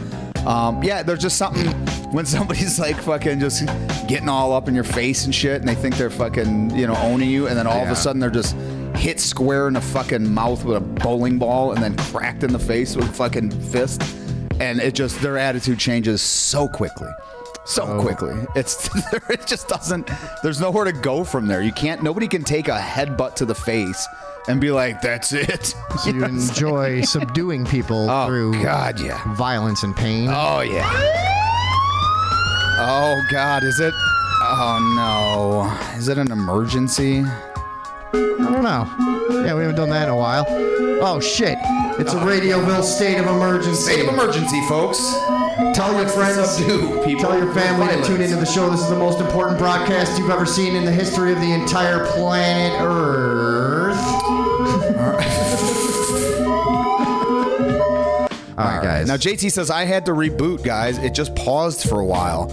You know, as good as Rumble has been for not censoring anything we've ever said ever for, you know what I mean? Oh, dude, they're very laggy. It looks like a bunch of people just dropped out. I don't know what the fuck's going on here. It can't be that we're terrible at this. Yeah. All right, whatever. Let's have some fun anyways. I'll do it. Because this is more to look at later and possibly ruin my career with. Is this where we're going first? Yeah. So, Tom, to start off, what do you think about a cover band? Oh, well, I honestly don't mind them. Really? I've actually considered starting them, being in them before. Yeah. Wow. Yeah.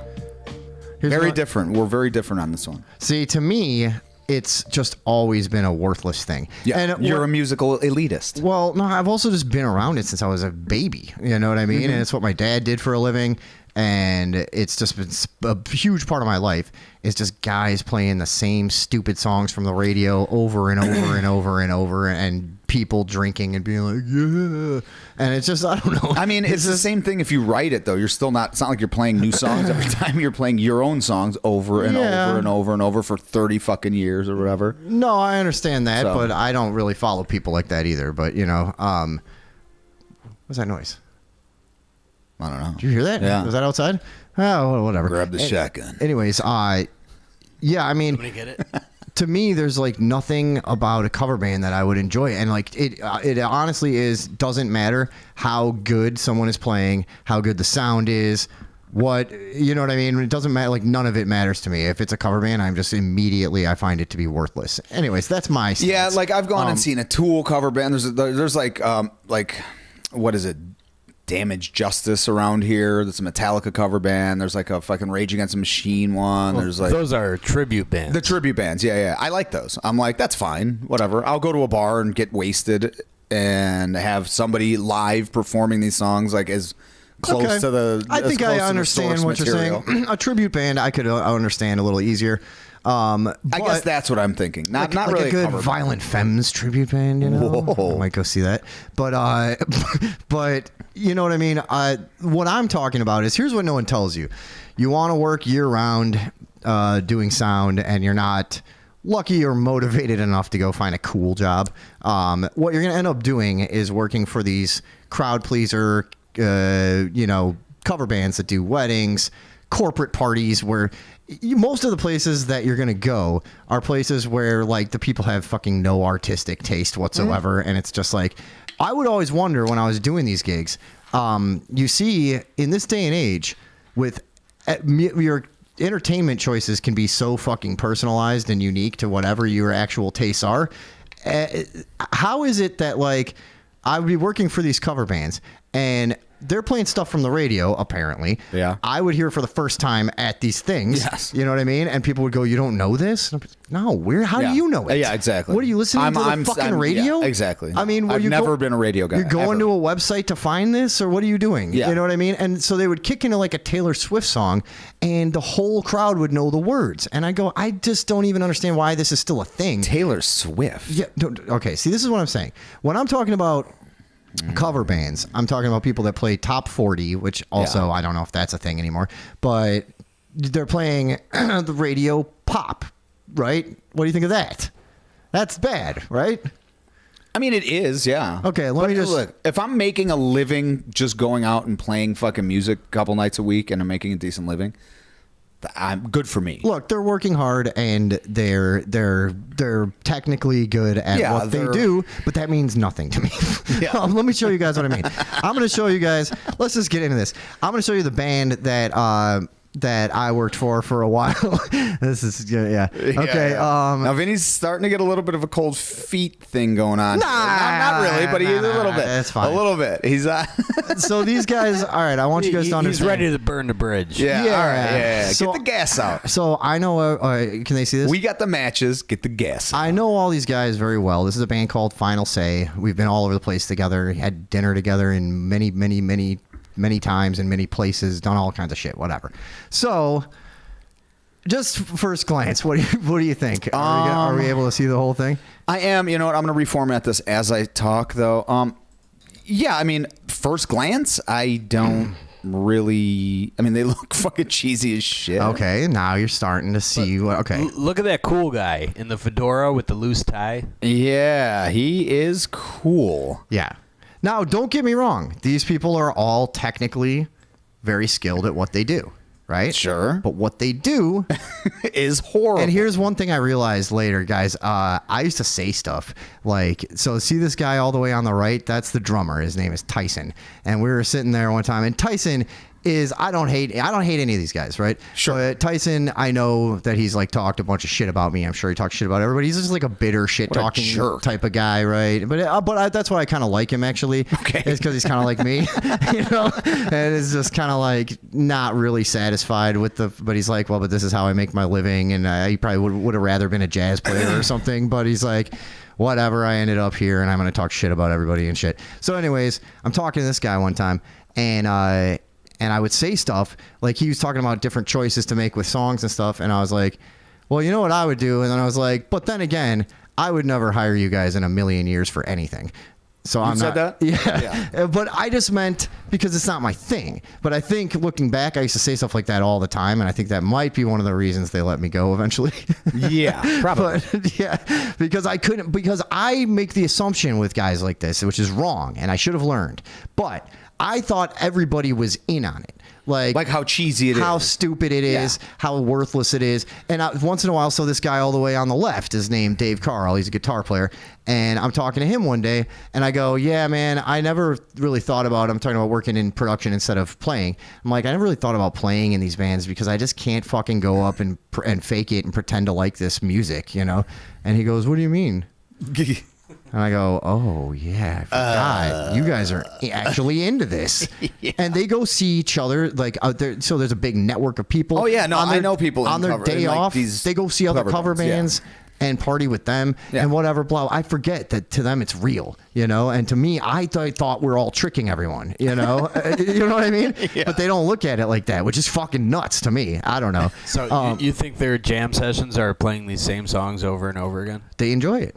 Yeah. dude. They don't have jam sessions. Okay, first of so all. They're not that cool. That's not. Let me just digress. So, like, the only things I've ever put on social media is me covering a song with a guitar and singing. You know what I mean? Yeah.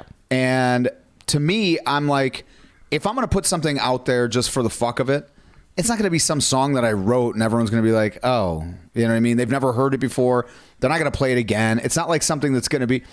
There's a reason, like either somebody already likes your stuff because you know what I mean, you've amassed sort of a following. You're not going to do it like with a one video. So it's, of course, if I do like, you know, Old Man by Neil Young or, you know what I mean, fucking, you know what I mean, just a Pink Floyd song or whatever. Yeah, I'm like, yeah, this is, people do like to see, there's a weird thing which you and I probably, to a degree, don't understand that I've talked about this to you before. It's like magic to people. When you're able to make music, even if it's not something you wrote, it's still, people look at it like, what the fuck? Yeah, you're making, it's weird. You're making my point. It's a trick. It's a fucking Rasputin. But it's also it's a Rasputin trick. But it's for idiots, entertaining, you know. So is magic. So magic is then inherently awful. It's mesmerizing. No, it's like, okay, they were made happy by this. They left with a positive reaction, like, oh, that was awesome. Okay, wow, that guy could do that. All right, that's you know cool. What? All right, fine. Then let's take a look at what they do. If you want to say that shit, dude. So because I have talked about this on the show for a long time, just kind of about how excruciating this was. So no, for me, I look at it a little differently than my esteemed colleague here. How do you know what I was going to say? But I look at it more like I'm dying inside constantly because I value originality and sort of, yeah, okay, fine, artistic, elitist, whatever you want to call it. But like, that's it. But it's important to me, you know? And so I had an especially hard time. Like when I have to take a job cooking, honestly, it's way better mentally for me because I understand the idea of someone's hungry, they give money, I give them food. That's totally good with my soul. I totally understand it. This was not good for my soul. Working for a band like this was confusing to me all of the time, and everywhere you go is a confirmation that I am not of this realm, that I don't fucking belong here apparently, because this is what everyone wants. This is what they like. Let's just take a look at what they do so you guys can understand. Yeah. Real quick.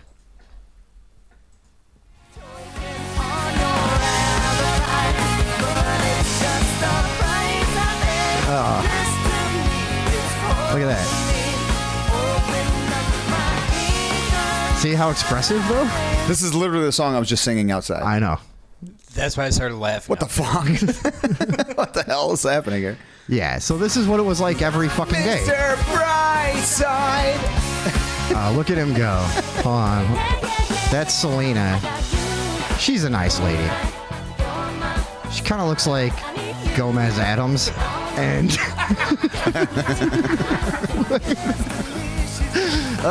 I said that one day. Wait, look at her though, right? Hold on. You see what I'm saying, right? You just draw a little pencil mustache on her and it's there, dude. Wait, hold on. Oh, let me see him play. See? Look, for Gomez Adams. And I said, yeah, I mean, it's funny though. And I said that one day. She is really nice. But you see it, right? Okay, anyways. Yeah, she's a nice lady. I got no problem with her. But I got no problem with any of these I was going to guys. say, you've already said you don't have a problem with. No, I just fucking hate the product so much. It's nothing personal. I just really despise the product, and it's been bottled inside me for so long that I kind of needed to let it out, I think. But one of them, you have more of a problem. Well, he annoyed me. So, want to see like 10 more seconds of this? Sure. I think we might see some cool dance moves.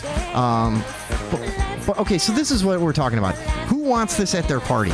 And it turns out so many people. I know. Many people. I but know. also, okay. But dude, I would pay you not to do this. I swear to God. But I would pay you to try to do this. Me? Because you couldn't do it. No. I don't do stuff like but this. But I'm saying it's not that you don't. I'm saying you couldn't do it. Oh, no. There's no way. You couldn't. Not well, your soul couldn't. I'm saying you couldn't do this. mimicking somebody's singing and mimicking somebody, like it's not easy. No. I'm not a singer like that. Try to, that's what I'm saying. There is a skill in mimicry. I mean, I could learn the guitar parts and play them. Sure. But I would. I'm saying what I could never do what she does. No. I'm not. Again, I'm not shitting on their ability. I'm shitting on their product. I'm shitting on your ability. On the product. That's all. This is the Walmart of music. You understand what I'm saying? It's the most It's the soulless wish. fucking thing you can do. And it's a good living. And all these people own they houses, seem like they're having fun. and all of them have better lives than me. Believe me. I know the immediate. If any of them see this, the immediate response is going to be like, "Well, what a fucking loser. He's jealous or something." And great, fine, maybe. But maybe that's why this is happening. Then fine. If that makes you feel better.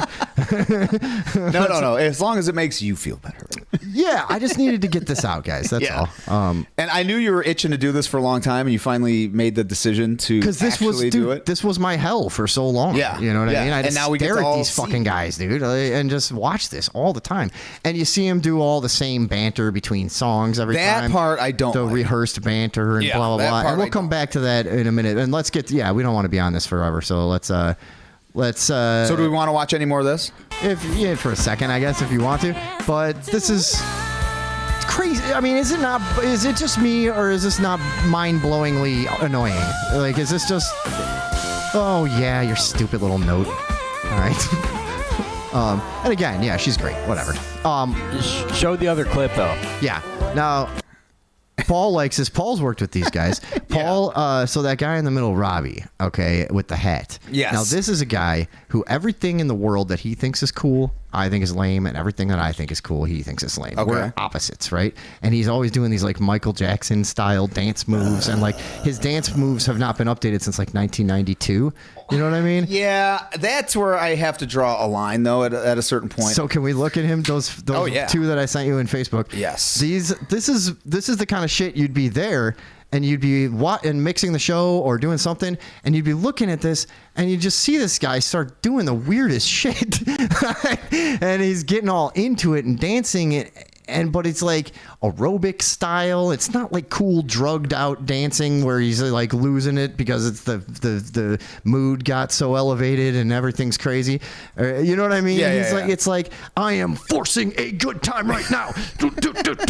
You know, like he's counting. Yeah, that's it's cringy. So can we just there's two really short ones that I want to show, and then we're gonna watch because the guy you're about to look at dancing like this, like an idiot, has done a TED Talk, and that's one of our favorite things to point out on this show is how worthless TED Talks are. So, dude, I don't know. Here, hold on, just keep going. I'm going to reformat this too. I don't know why the fuck these are all a little off here, and I don't like it. I mean, as long as we can see him, it's fine. Yeah, kinda. Vinny, that link I was trying to send you, I tried the second time, it didn't work, but I sent you a screenshot of the YouTube video. All right, let's we'll do it next time because let's take a look happen here again. So here's I was probably at this, but here we go. Watch him go, everyone. There he goes. Oh, he's off. What the fuck? Yep. Is he 6? Do you see what I'm saying? Is he 6 years old? What is this? I've seen a fucking toddler do This is a professional entertainer. Well, so oh boy. Okay, now you're starting to see, right? Do you see what's going on? Well, that's him, not cover bands in general. That's this guy. I want to see it again, though. I want to see it again. Stands. Okay. Now I'd be standing inside stage, just going and me and the other guys. Me and the guys I've worked with at this point, me and our friend Max might be working together. Sure. And we would just look at each other, and everybody's like, yeah, and we would just look at each other like, holy fuck, what? Yeah, that's deadening. I can see that. I can see what I'm saying? It's soul deadening. Yeah, dude. I could see that. I totally called one of his 360s. Dude, so Paul, off-camera Paul, has worked some gigs with these guys, and Paul, the first time he ever met this guy, the immediate reaction is, what the fuck is going on here? So he's leaning over to me. Why is he doing this? And I'm like, no, that's what he does, dude. And he thinks that's good. God, you guys should have headbutted him. And he does always the move where you hold your hat and fucking do a little running man look down fucking hat stuff. And dude, it's so lame. And Paul immediately picks up on it and he goes, dude, does he always do that spin move? Because he fucking spins. And Paul calls it the first gig he ever worked with the guy. It's coming up like the beginning of the chorus or something. He and goes, Paul, "Here comes the Paul spin goes move." 3-6 spin right here. and he fucking spins. I'm like, damn, dude, he got it his first gig. All right, there's one more of him just so we can see how stupid it is. So this is what I'm saying, guys. It's dumb, right? That's all. I mean this. I'm gonna play the rest of this real quick just again. But like, because what are you doing? Exactly. not That's what we would be sitting there on the side of the stage, just being like, "What is he fucking doing, dude?" Like, what? He's so not and look nimble though. Like, what? Do something that you can do well. And you're 56 years old wearing he? skin tight pants. I don't know. He's something. He's old. He's older than me. And again, guys, this is kind of fucked up what I'm doing right now. I've literally known that guy for like 17 years. He's always been nice to me. He gave me a $5 gift card from Starbucks for Christmas, and I was kind of, I kind of was like, what the fuck, dude? Why even? It's like 2/3 your coffee. I know, yeah. Yeah. Like, why? Even Can I get a biscotti? So yeah, never done anything to me. Again, the only reason I'm comfortable doing this is because I just know the feast of shit talking that happened after they let go a few of us. Yeah, they hate you. This company sort of cleaned house of the old school guys who drink and smoke and party and hang crack. out and smoke crack and whatever and you know, hit on waitresses and shit and whatever. But hey, toots. Yeah, they opted for all of the like new school, like Columbia graduate, The like millennials. prim and propers. Yeah. I'm a millennial. The actually. Gen Zs. Yeah, the Gen Zs is who they like. But so yeah, all right. Let's look at one more of this. And I then know it's funny. I say millennials. They're 40. I know. Yeah. Oh fuck. Out there ruining the college campuses, Running Hey, amok in let us back professional in. America. This was the last place we were culturally relevant. All right, let's take a look at it. Now, why is he wearing a Joker suit this time? Dude, they would wear the dumbest fucking shit. You saw what that lady was wearing. Selena, God bless her, you know, nice lady, but she had no fucking fashion sense whatsoever. Selena I mean, none of them, Adams. Yeah, right. No, I think her name actually is Gomez, isn't it? Isn't it Selena Gomez? And she looks like Gomez Adams. No, I can't you're thinking of that. Oh, that's a celebrity. Yes, Selena Gomez is a. Oh, okay. She like dated Justin Bieber. Oh, that's not the same girl. It might be. Okay, so yeah. Let's get through this real quick because then we got the real meat of the story coming up. Okay. Okay. Oh, there he goes. Yep. Hey, look out! Look at these people barely fucking paying attention. Oh, and he's humping the floor like a pervert. And then a weird level Yeah, of but dude. All right, I'm gonna. Oh no. Hold on. Right. No. Hold on. Like, dude, can you imagine? Here's what I'm trying to say to you. Can you imagine being into this? Like, dude, if you saw this going on, wouldn't you be so embarrassed if somebody saw you? Like, if you were at a party, you were watching a guy. No. And you were like, this is a different thing. If you were, but imagine this: you're into it because you're just having a good time and you're not thinking anybody's going to see you. And then I get there. Well, how embarrassed would you be if I caught you watching this guy? You know what I mean? No. Like, What if you got there and I was doing that? And you tell me you're doing turtle races and you're out there I'm like yeah. Between race 3 and 4, I'm like, yeah. On top of Robbie. Oh my God! See what I'm saying? All right, now you're getting it. Now right? JT says I've seen people with spina bifida move better. See, that's what I'm saying. He's not even like doing good, I don't think. And I don't know a lot about dance, but you know. Luke says Vinny is the hater of all haters. Laugh emoji. He says, okay, he would be better off not dancing. Yeah. See, okay, that's the consensus in the chat, huh? Yeah, but okay. A lot of people are saying though, like, yeah, I get the entertainment value though. What? Yeah. Well, Connie says it's also cheaper for people to go see these kinds of bands rather than expensive concerts. Stay home. They're Don't just go. show What do you bands. mean? But they do weddings, festivals, corporate Exactly. events. What are you going to like- get? Fucking, REO Speedwagon. people don't pay Actually, you to could probably see get them. them. Yeah, They're they're just just part of the there. package. Exactly. They're Yeah. just entertaining. They're juvenile fun. That's just like background bullshit. And they got to know it too. That's the thing. Well, I swear to God, dude, half the time. Now, if they don't Nobody know gives a that, shit the entire time the show's going on. But if though. nobody, nobody listens that close, they hear some dumb song they hear on the fucking radio, Yes. and they're like, "Oh, this is fun." Well, Paul's done a bunch of these gigs, and he'll tell you, Paul, isn't it true about half the time we're booked? nobody even looks at the band while they're playing. Yeah, that's how weddings are. It's fucking awkward. No, not weddings. But we would get, just like a lot of our bookings would be like a country club party, and people wouldn't even go into the room that the band was in. They would be playing to an empty room. That's hilarious. And, and I'd just be sitting there. So like, okay, this is my question: is then he would be like, "Yo, watch how much delay I'm going to throw on this guitar right here." Well, and or some or some company just has like a surplus, and they're like, I don't know, throw a party. Yeah. Hire a band, I've you know what done I mean? photography at these. Right. Yeah. And then, dude, people will literally be like, "Oh my god, the band is starting. Let's fucking get out of here." It's so funny that meanwhile we're drinking like 6 bottles of champagne. Yeah, we're just fucking stealing shit and just fucking drinking, taking all the. They always. Yeah, I bet they hate that more than you hate this. No, it was. It's not stealing. Taking all the toothpaste and it was all samples. we would always take all the toiletries from the bathroom because they have a nice basket at rich people places. God, you're poor. All of the but floss, Tums. It's good. It's useful stuff. You're rich, you fuck. They would I'm have, not rich. They would have deodorant in there and stuff, and it's good stuff, you know, and stain remover shit. Hell yeah, dude. Yeah, so I have all kinds of that stuff. The scissors that you found in your couch earlier, Yeah. I took out one of those baskets in the bathroom. Oh, nice. All right. Well, see, saving some coin on toiletries. They don't care. They never use any of that stuff. And, Tums. We get a lot. But of I Tums. do understand this. So I get the point of, like, it's songs people know. It's a party going on. It's the same thing as if you were going to just play music. You're not going to play some fucking new band that nobody's heard all the way through. You might. So you're going to play songs that people know and like because they're partying. They're not really paying attention to the music. If you're like DJing or something. Yeah, exactly. A DJ's not going to be like, here's a whole set list of shit you don't know. Yeah, see, it's another thing I don't think I can do. But okay, but now, so say you're just, or if you're just playing your own CDs, like you have a couple mixtapes at your party, you're like, oh, put that on because then I don't have to man the radio, whatever. Yeah. Now, if you want to spend some coin and really act like a big shot, now you get a band to do it. You got a bunch of fucking dancing monkeys up there to do it. I get it though. Like it's just a bunch of songs. It's different to see somebody live performing something because there's always this like, oh, they could fuck up. They could fuck up. You know what I mean? This is though? What? You guys think you get it. All you fucking smarty pantses in the chat and you and whoever else out there, you think you get it because you haven't stared into the eye of Mordor fucking 70 billion times a year. You know, that's the issue here is like we would do 200 plus shows a year. You know what I mean? So it was like impressive. Well, dude, I mean, it's most impressive. It's a lot. You know how an acid trip has like levels, of course, like kind of like life. Life is kind of like an acid trip, you know.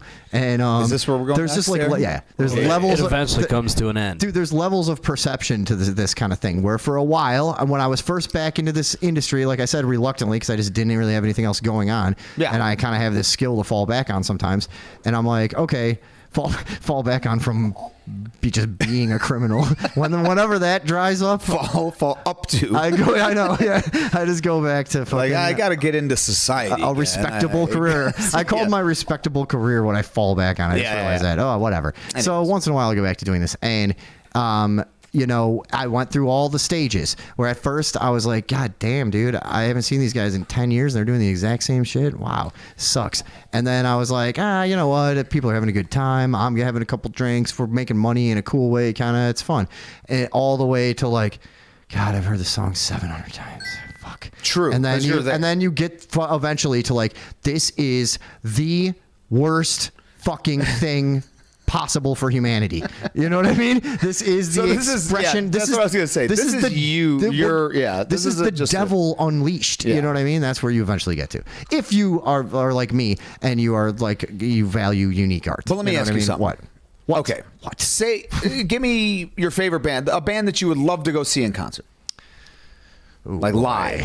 Just anyone. You don't have to think about this that much. How about Modest Mouse? Sure, Modest Mouse. Okay. Now, you go to a Modest Mouse concert, and they decide to play all kinds of new shit that's not even going on an album. They made it, but you've never heard it. Or do you want to hear the shit you actually know and like so that you can fucking sing along with it, jam, recognizing.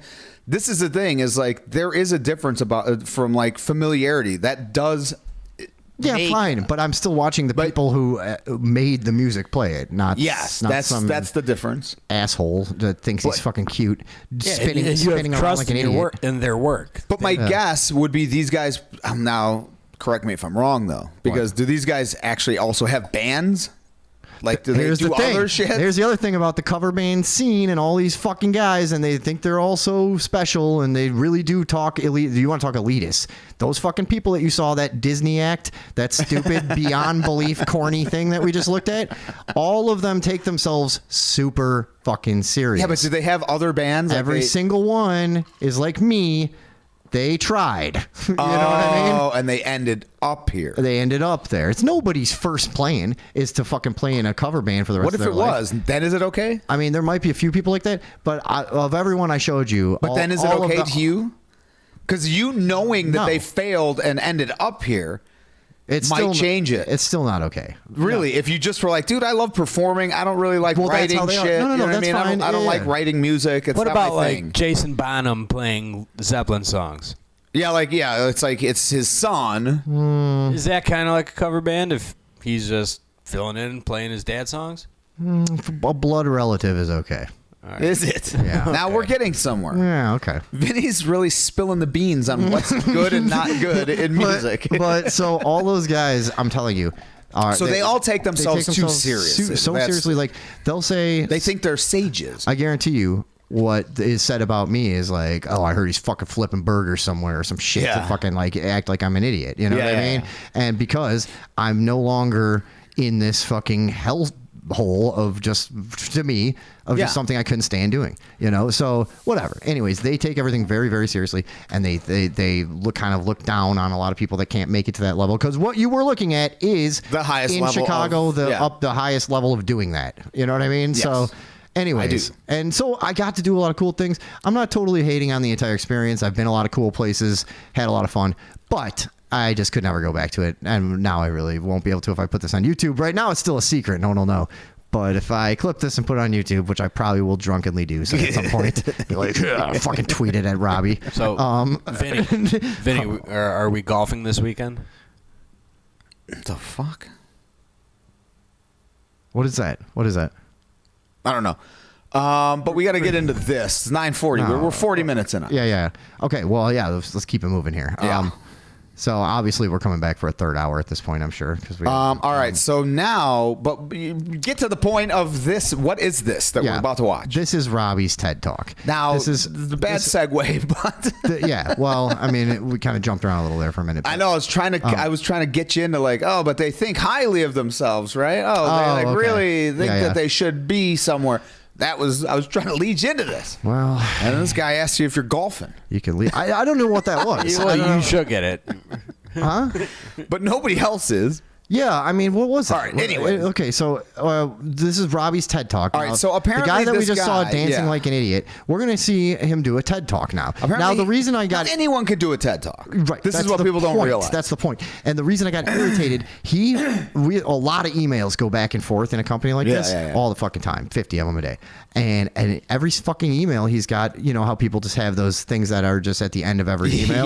Whatever that's called. And so in his is watch Robbie's TED Talk. So I saw that like 700 times and I never clicked on it. I never thought about it until like a week or two ago. I don't know what just reminded me, and I go, you know what would be kind of funny? I bet that thing sucks ass. I'm going to go look at it. That's why you finally, okay. I just decided to look at it one day. I think somebody might have sent it to me, like, did you ever watch this, you know? And so let's look at it. He gets on stage somehow. What the fuck is it about? Okay, let me see. You'll see, man, because it's about, get this, it's about kind of just unremarkable observations that everyone could make about living a pretty much normal life. Ooh, that's the way I saw it. Yeah. Yeah. Mm-hmm. Of course, that's to know that something smart is happening. That's what this is. That music and that graphic. About being decidedly undecided. All right, I'm going to stop it right there. Decidedly undecided. Cute, right? No, it's not. I knew this would get you. Right there. Dude, right there. Will you just wait? First of all, don't say it like that, like it's that fucking clever, because it's not even clever, really. Exactly. Decidedly undecided isn't a thing. It's like clever for 1903 or if something. you've decided to be undecided, you've decided. Yeah. You can't be decidedly undecided because you've already decided. Frustratingly frustratingly cyclical and unfruitful as a concept. That's what I would say. It's just idiotic. Yeah. Okay, good. I knew this was going to fucking get I you guess going, if he's saying Wait. decidedly, yeah, but regardless. Okay. Good. Now, what better setting than a college campus to do this, right? I mean, we're in a place where people might find themselves feeling undecided quite often. But I want to take the concept and I want to flip it. Because being undecided doesn't mean you're stifled, and it doesn't mean you're stuck. It actually means you're growing. It's okay to have questions and concerns so long as you're moving forward and pursuing something, but anything. Okay, he's also now. Let me tell you guys something. That's not how this guy talks. I was just going to say, this is such a character. It's such a fucking. You don't even know him, and it's obvious. Oh, it's so obvious. So that like. He did that in the mirror 1,000 fucking times. And it's all from the lineage of like Woody Allen or something. But it's also, I could see this because he rehearses that cover band shit so much. Right. So this looks so fucking rehearsed to me. That I mean, obviously, if somebody's doing a TED talk, they're going to rehearse maybe. Here's what he actually talks like. Hey man, how you doing? Hey, great to see you. Here's the conversations you'll have. Oh, how was the drive? Oh yeah. Okay. Oh, great. What? Hold on. And he goes and talks to someone else. That's what he actually sounds like. I'm gonna go back a little here. Can you check my earphones? Yeah. I need some batteries. That's all he says? Yeah, stuff like that. Concerns, so long as you're moving forward and pursuing something, but anything. Soon you see that life isn't giving you questions, it's giving you answers. Nope. Okay, I knew you would hate this so much. No, it isn't. Yay. It's giving you questions and answers, but mostly questions. Yeah. You get the answers. But what a cheap, fucking worthless thing to say. You know what I mean? It's just explain what you mean by life is giving you.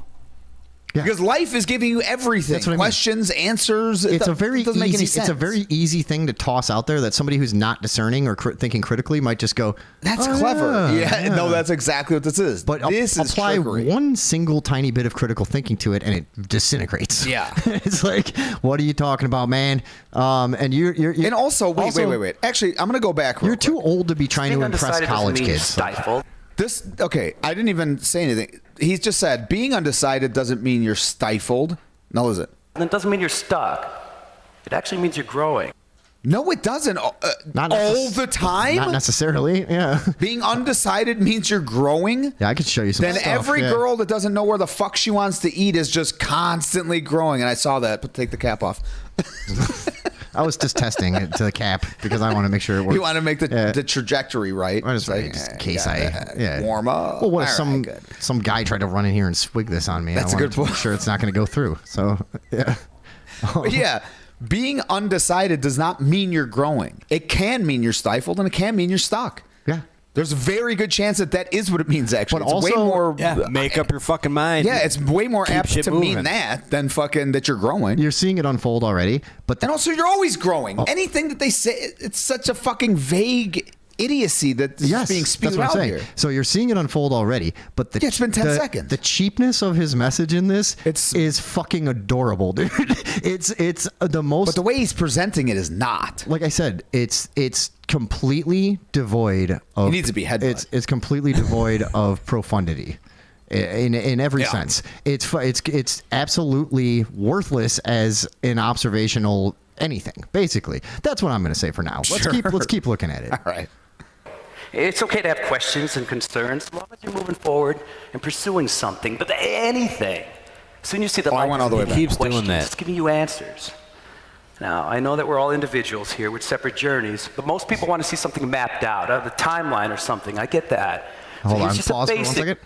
I want you to hold on. Movement is like from freshman speech class. It's like one step left, up, one step back, one step right, one step forward. Hold on. I feel like 360. I want you. He just jumps. I want you to, as this next part happens, I want you to hold on to something. Maybe even get a towel to bite. Yeah. Because buckle up. This is fucking priceless. Watch this. Watch what he does. Should I go back a little so I can get the lead 5 in? seconds at the most. Okay. Yeah. So yeah, this is priceless. Watch this. This is a really clever thing he figured out. But most people want to see something mapped out, the timeline or something. I get that. So here's just a basic plan that'll show you the way. Now you go, okay, that's blank. Oh.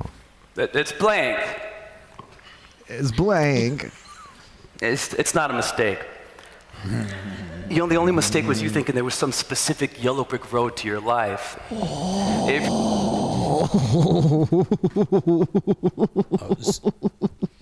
Right, dude? Did you see what he did? He goes, and then he's all sheepish, like, it's blank. It's blank. It's blank. Well, you know what? What? That didn't even make sense as a thing. If you're sheepish, you shouldn't have had that. You know what I mean? And then...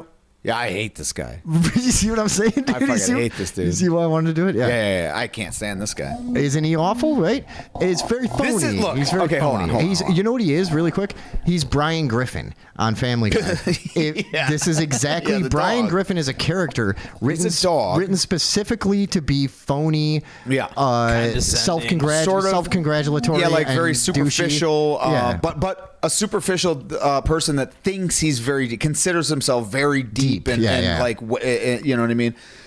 That's literally, you're right. Yeah. It's so superficial, but you could see that he's exactly Brian Griffin, dude. Yeah. This is what I was going to say, though. Okay, you're going to do a TED Talk. Fine. Now, you're a fucking cover band performer. Okay. If you're not going to do it about being in a cover band, you can do it about anything else. Yeah. You think you're a fucking guru? Okay. Well, let's wait, because he's going to walk. Dude, we're doing a TED Talk about him. About him. We're going to play clips of him and tell people, like, how not to be like that. You know, a few years ago, you had this fucking guy here when it's yelling at the audience. Yeah. You guys think you're so fucking smart?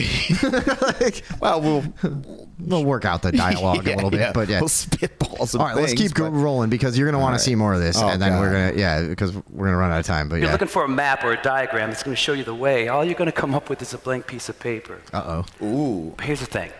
Again, I got to stop it. I'm going to bring it back.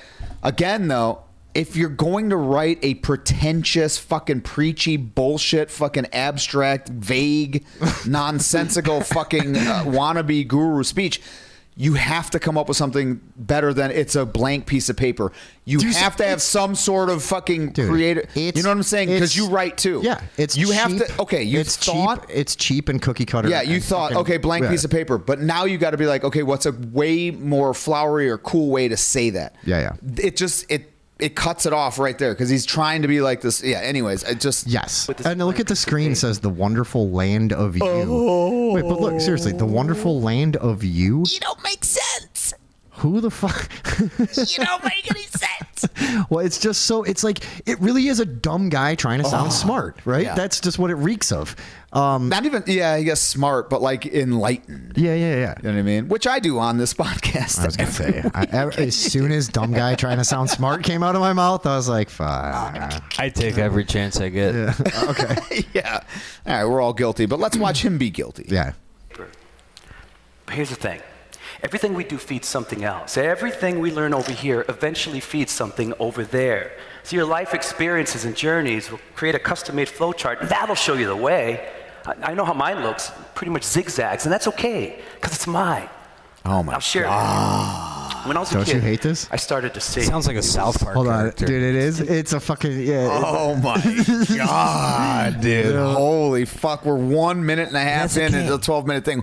We're not watching this whole thing. We might not be able to make the whole thing. We're not even. I'm not watching 3 minutes of this fucking. Oh no, there's a part. There's a couple things. Okay, we can skip around. Actually, if you want Christ. if you want to pass me the mouse, I can get us around. Yeah. Now listen. What? First of all, the way he's presenting this is so fucking grating on my nerves. Yeah. But secondly, what he's saying is it's this. beyond cheesy. Well, what he's saying is this. Like, don't worry about what happens in your life because it's leading to something better. It fucking isn't, dude. People kill themselves, motherfucker. Oh, yeah, a lot of them. A ton of shit that you're doing in your life is not going to end up well. Right. Well, and you should consider, is this the right thing that I should be doing right now? This idea that it's just like, don't worry if you have a plan. What are you fucking talking about, dude? You do. So his real point is what he was saying before is like, you know, one thing I learned here isn't going to help me over here. What he's doing is he's talking to a bunch of 19-year-old kids. Is that what he's who doing? haven't lived long enough to understand that that's not a poignant thing to say.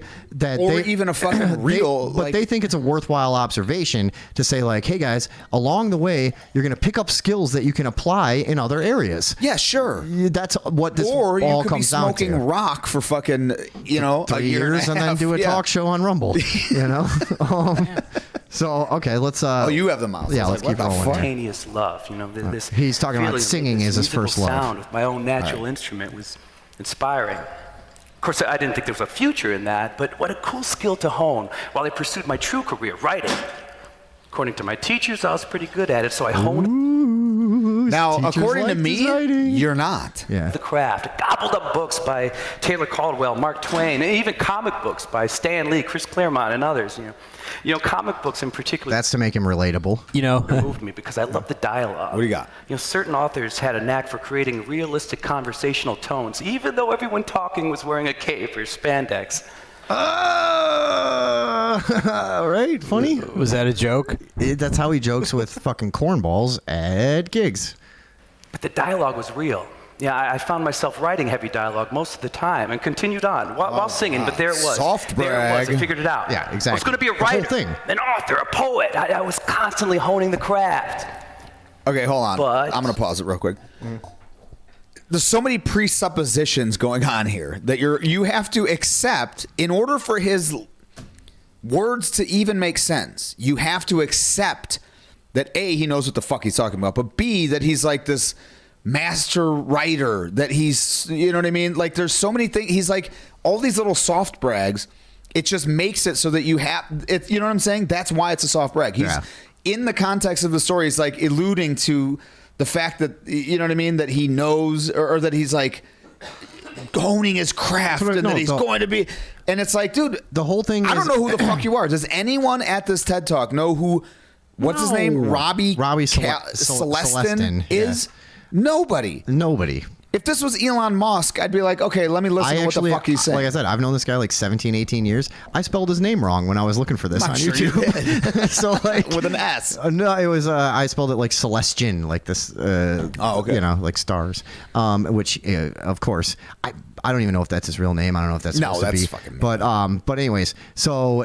Yeah, like he's got oddly shaped lower body. It is too. I know he's very weird looking, but it's all transparently self-congratulatory, and but couched in this fucking really nauseating like false humility, you know, and that's what the worst part of it is the hypocrisy.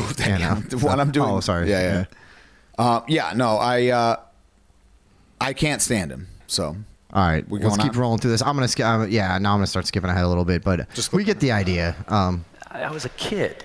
Yeah, I was 16. So yeah, he was fucking singing. They had TV courses in a studio at the time. Then he got a job at a put on the TV screen. station. So there it was. Now I figured it out. I was going to be a filmmaker. Hold on. Okay, I'm gonna pause. You would think, as a performer that's on a microphone all the time, he would know not to fucking scream into this super hot fucking mic 1 fucking millimeter from his mouth. You've got a super. How hot many headset fucking mic. times did he just do it right here? Listen to this. Seeing him put on the screen. Oh, so there it was. Now I figured it out. I was going to be a filmmaker, writing, directing, even sometimes starring in my old films. There you go. 5. So like always, I honed the craft. But watch this. I'm not that good. Was really getting fun. Singing was really getting fun. At this point, this is just for us. Hold on, watch how he says This that. is just us doing this now. people Everyone out there is like, what? People are digging it. We got a comment here. He's like a fake motivational speaker. Yikes. Just stick to your crappy dance moves, bro. Yeah, you bitch. Hold on. Wait. I'm looking at TED Talk. What do you want? Look at him. And also, he's like sashaying. Yeah. What? Singing is roller. Wait, what's Stumbling around all pigeon-toed and shit. Yeah. Hold on. Singing was really getting fun. Really getting fun. Singing was really getting fun. We're all getting fun, guys. And so fun, you guys. But so guys, see all the zigzags and weaves. There were so many zigzags in his life. All the though. zigzags and chaos of his life. Yeah. All he's going to tell you about is his successes this entire time. Yeah, exactly. Well, I was really good at everything. My teachers thought I was really good at writing, so I decided to hone the craft as only a master can. Dude, I was really good at TV too, but I didn't. Yeah, but I didn't like it because singing was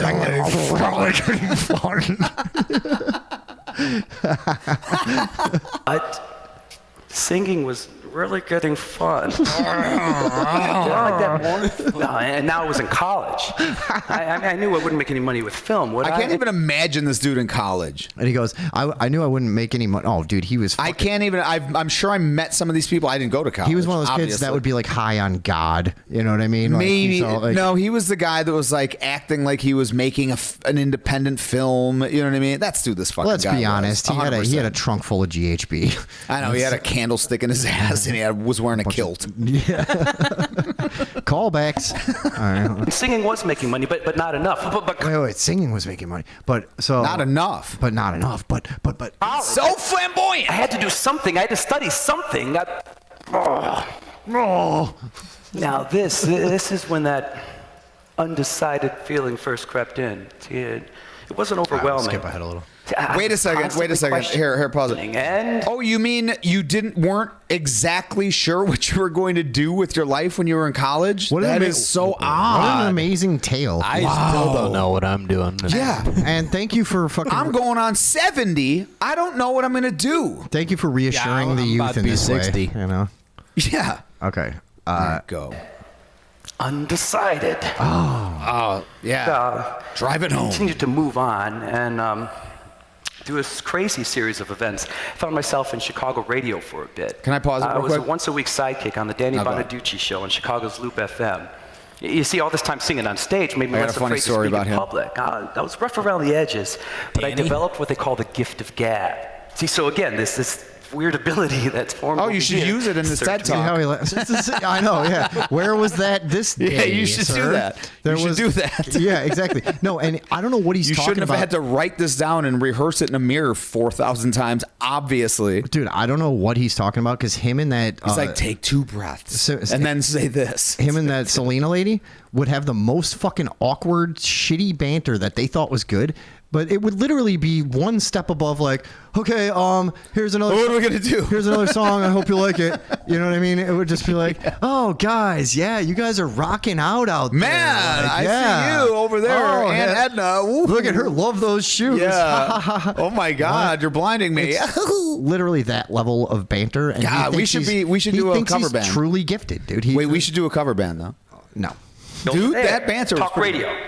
He's on the Danny Bonaducci show. Okay. Yeah, I never thought about it, but I really liked it. Now, you're not going to make any money being an occasional sidekick in Chicago radio. See, but I honed the craft, really worked at it, and I was primed to get my own show in a smaller market. All I had to do. What is this about? Work in this small. It's about him. It's about him. It's about him it's and all the cool things he's done. That's it. That's it. It doesn't make any sense. Yeah, I know. Like That's what I'm saying. And now look at he's flexing. All right. He's flexing on us like a fucking mini Vin Diesel. Yeah, and he's dressed like an extra. And I don't like it. He's dressed. Look at here. Go look at the monitor once, Paul. Oh, he can see it on. Oh, his you phone. can see it on your phone. Yeah. It's fucking horrible. He's got like an 8-second delay.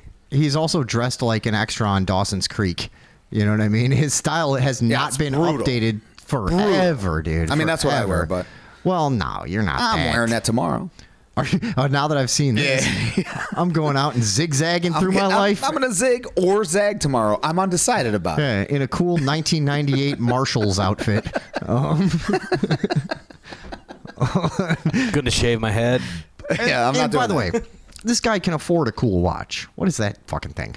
What is that? Also, to go back to the one point though, what is this about? This is just him It's just saying about the cool stuff he's done. That's because it. he keeps saying, so I honed my craft. It's like, what? You're a fucking cover band singer. Yeah. You smaller market and build up enough steam to come back to the big city. Then I could make some real money. So there it was. I figured it out. I was going to work in radio. Only nobody hired me. Nobody. Yeah. Wait. Can you remind that? Nobody reacted to that. Only nobody hired me. Listen, nothing. One person. Only nobody Few hired people me. laughed.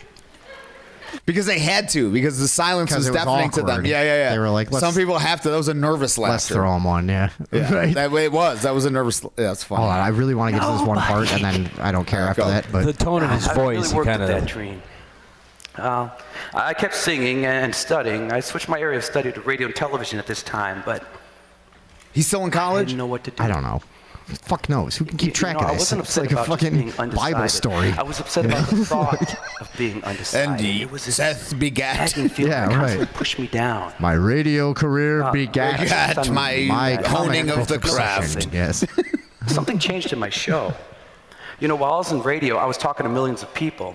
I was being trained to improvise, think on my feet, and be engaging on the mic. This made its way to my stage show. No, it didn't. What stage show? You haven't even mentioned it Gaddy yet. ability worked its way over here. You see, all of a sudden I was talking more in between songs and engaging the crowd. Most singers in my town, they would just sing a song and say something like, "Thank you, now we'll do another," and then they would move on. That's what you do. But I didn't. Because of radio, I started to talk a lot more. I was improvising with the crowd. Oh, you should do some of that too. You know what I mean? Yeah. Hey, improv's good. Where's all this charm and ability? Yeah. Where the fuck are you doing? You're just giving a speech. Do you understand what I'm saying? He just said he's trying to impress 19-year-olds with his mediocre entertainment career. Yeah. Better than mine. Sure. I don't think so. I mean, and we can get into that after this he's made because a hell of a that'll lot more. sidetrack us way more. But what I'm saying is, he just again brought up something. He goes, blah blah blah, improv. And now I was improvising with the crowd, dude. You're doing the most rehearsed thing I've ever seen. Dude, there is literally no improv involved in here. If you're such a fucking improv guru, do this speech. You know what I'm saying? Yeah, let's see you do some crowd work. Off the cuff. Like, you know the bullet points. You obviously should know the material. You know the point you're trying to get across. You know what I'm saying? This is clearly this is full-length mirror and wife rehearsed. Yes. You know what I mean? But then he's talking about how think? he's improvising And with the crowd. He's asking Dude. his wife, like, do you think I should I turn should I Yeah. Where should the pause be? Yeah. Like, you when know. should I step left? She's just like, Jesus Christ, will you leave? She's like, so I'm I can leaving fuck our you. neighbor. Like, God damn, dude. Yeah. So I could fuck Max. Yeah, right. Okay, hold on here. The Gabby thing fed the other thing. You see, because I never stopped honing the craft of singing. Oh, you're always honing. And performing. I think it's coming up. Why can't I find my way? Mouths keep moving, but there's nothing to say. Oh my God. Now, I'm going to do this once more for effect now that you know it's coming. Yeah. Go do it again. Watch dude. how he does this. I did. Everything fed the other thing. You see, because I never stopped honing the craft of singing Stand up. and performing, you know. Why can't I find my way? Mouths keep moving, but there's nothing to say. See, I knew how to do that. I had that down. Oh, got it down. Bitch. Yeah, you got it down, motherfucker. Dude, this guy's the worst. Do you see what I'm saying? This is a fucking... Yeah. Dude, it's a fucking... It's not about cover bands, it's about this guy. So now someone like us would write a character like this. He's doing this for real. This is an Adam Ray character. I don't know if you guys know who the comedian Adam Ray. He's like a comedy sort thing. He does a Dr. Phil character. Okay. And he's got like a full podcast. He's friends with all of the, Anyways, that's what I'm thinking this whole time. This looks like an Adam Ray character. That's what it looks like. But then the way it's so exaggeratedly bad. So the way he goes like, I knew how to do that. But it's like that's supposed.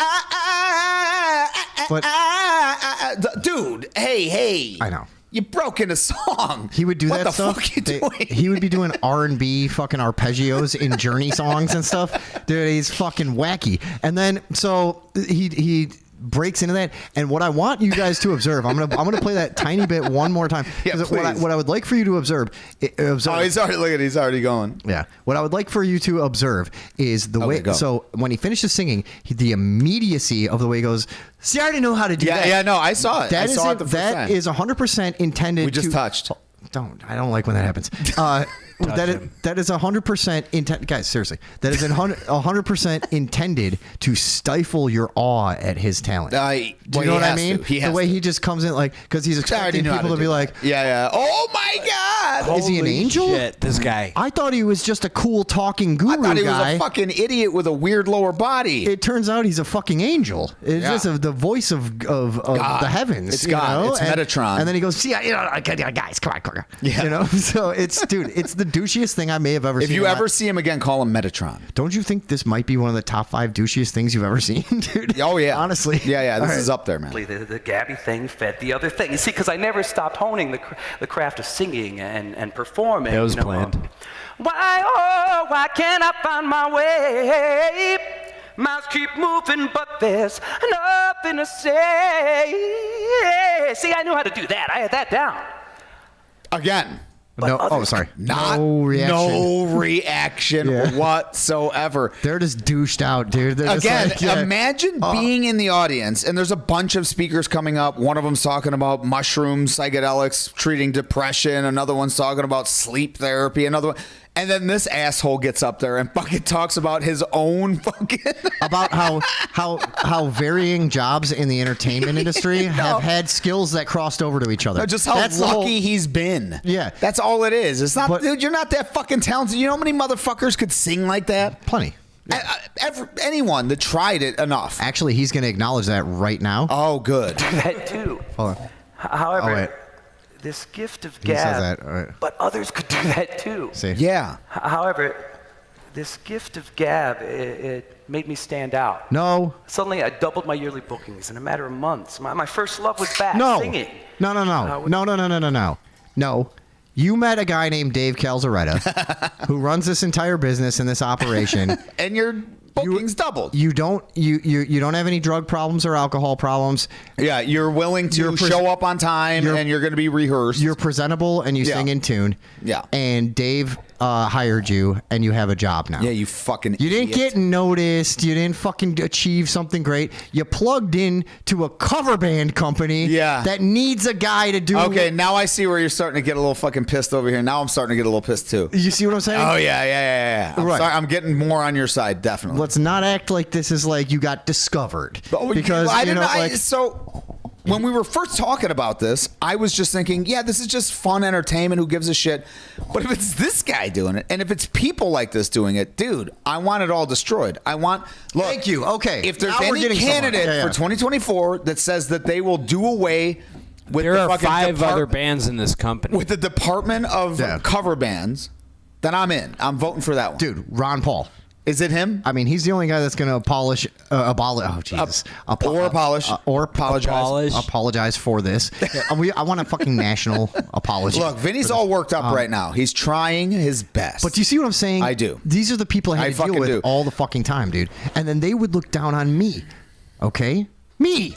All right. I was working a lot and still studying radio and television. Oh, he's still so cool, though. Now, it was still a scary time because though singing was working, it wasn't making enough to survive. This is the last thing I need you to see. Pricing, so I was constantly underpricing. Sorry, I talked over it. Now, it was still a scary time because though singing was working, it wasn't making enough to survive. See, I didn't have a knack for pricing, so I was constantly underpricing, selling myself short. So yeah, why is every single person in any business that you start? Hold on. But also, why is this part of your TED Talk? He's just going because he has his ego. Yeah. This is such pure ego. Is such that he has to go. Well, also, this show is pure ego. Why wasn't I making it and singing? Well, because I was worth a lot more than I was charging. What a fucking douchey thing to fucking say, dude. Also, it's really the douchiest way to say it. Yeah, you see what I'm saying? My God. Okay. Yeah, dude, it's amazing. But also, I'm shocked. I'm shocked that this guy didn't already get off of that little stupid fucking. By the way, TEDx, go fuck your little round red carpet thing. Yeah, stupid. It's stupid. You're not gonna. Why? There's a whole stage there. Let the people walk around. This motherfucker thinks he has to just sit on this one little round thing. But I'm shocked that he didn't use it as like a breaking the rules kind of a thing, and then just walked around. But here's the problem: he lacks improv. Yeah, you know what I mean. It would have been on brand for this entire talk. That would have made total sense. It would have fucking had some impact with what the bullshit that he's talking about.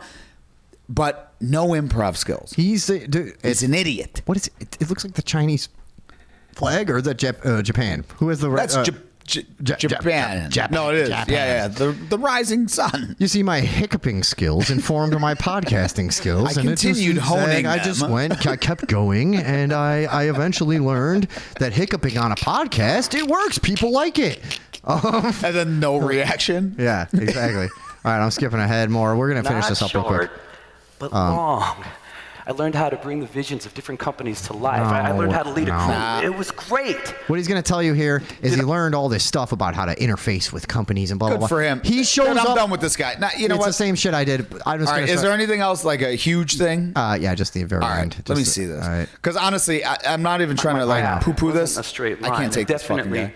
Wasn't a straight plan, but all these things. It definitely wasn't straight, motherfucker. No. Running a business, singing on stage, they all connected. They all fit my version of a career that I love. The common denominator. I'm going to go past it. Wait, hold on. Sorry. Don't tell me there's a commercial on your shit. If you will. All decided to slow me down anymore. And believe me, it did. I could. A little bit of anxiety is okay. Yeah, there's a thing where he does a fake basketball shot. It's really stupid. It's all around. All right. By feeding the museum, that is your mind. You see, every part of this is fucking so douchey. There we go. That's Robbie Celestin, my former coworker, and I don't think he ever probably.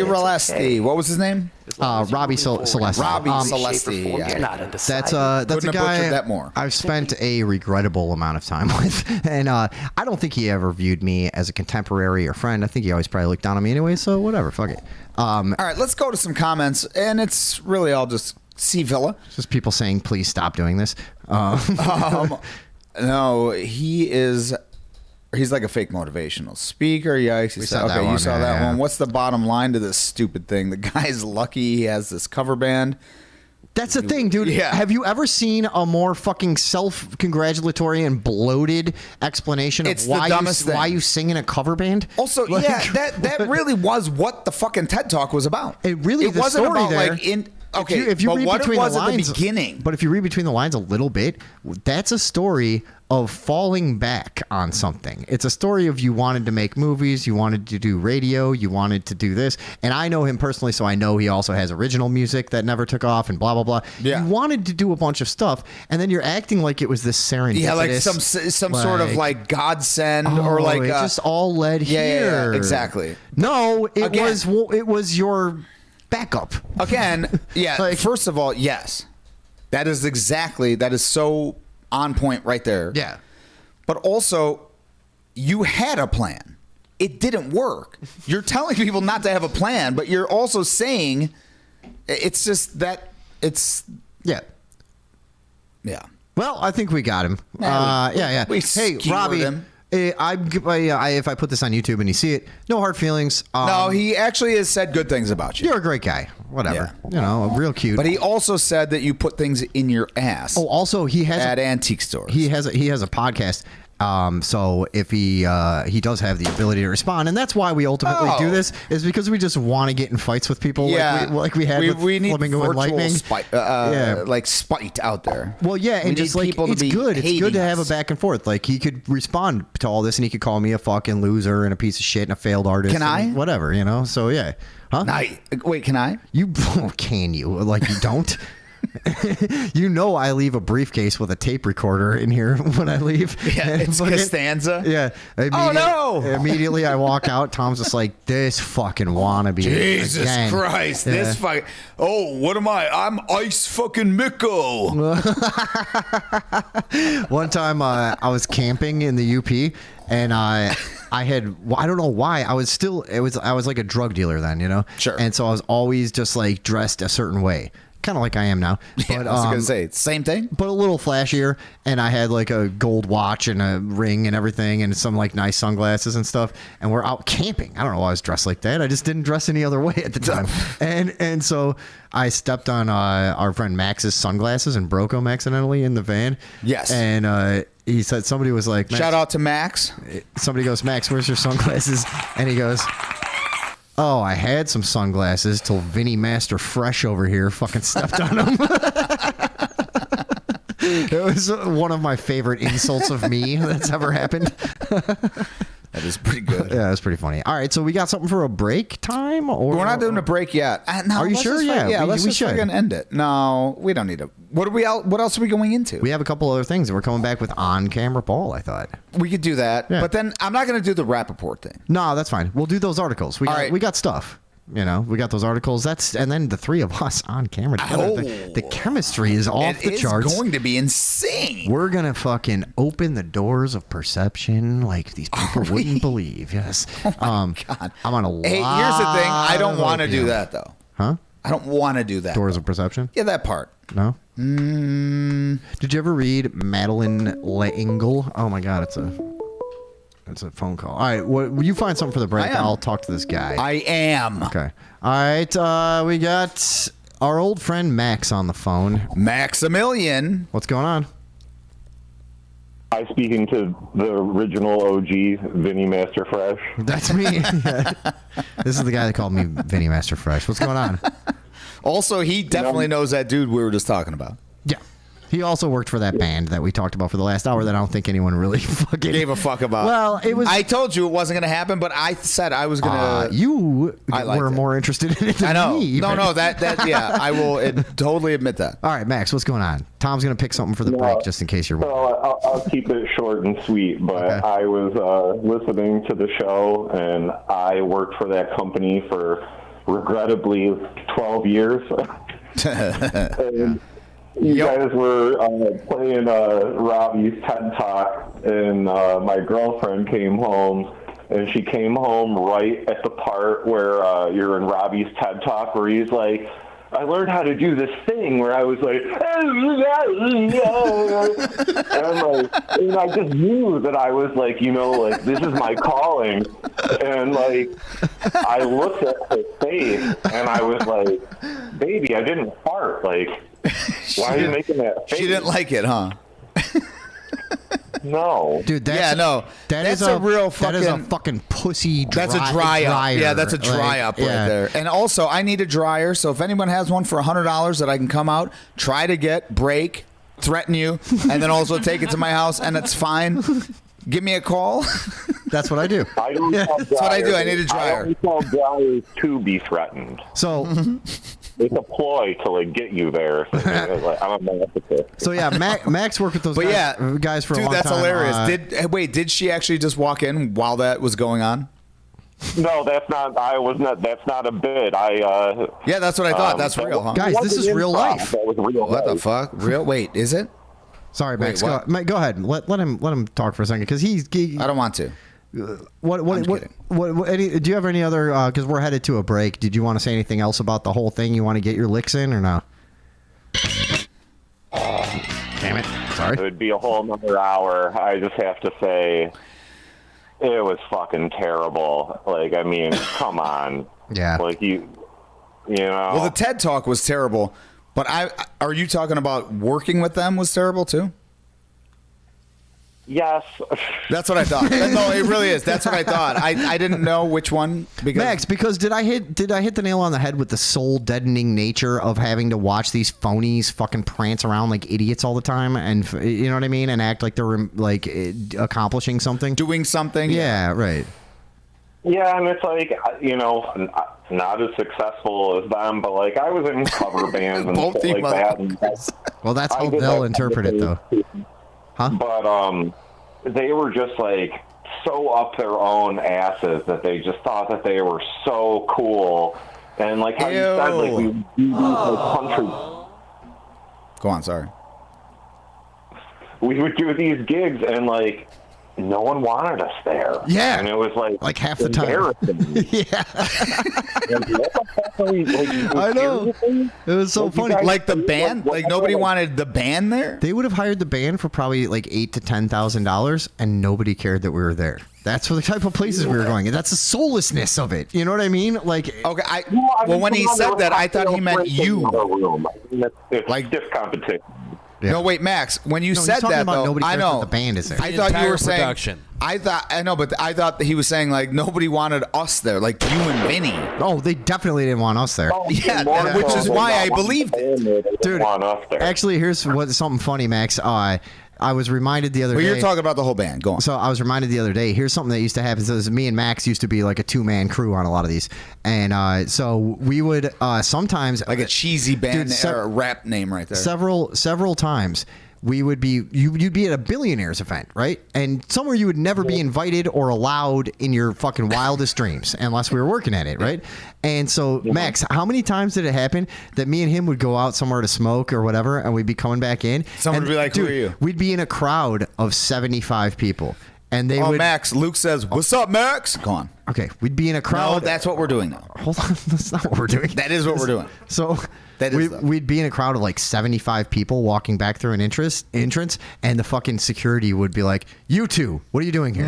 Dude, and we're dressed in formal clothes, trying to blend in. Yeah. And dude, but something about... But your guys' formal clothes, I'm going to say, it's just probably doesn't blend in at a billionaire party. No. It's but you're dressed in plain black. You look like a caterer. You know what I mean? Or something like that. But even the black button-up shirt. You know even the clothes, though. Yeah, okay, I know. But my point is... They would pick us out of a group of like 75, 100 people. Max, how many times did that happen where we'd be like in a crowd of people going into a place and they'd be like, "You two, what are you doing here?" Let me like, all the time. What do you think, though? I think all three of us. Huh? A lot of times.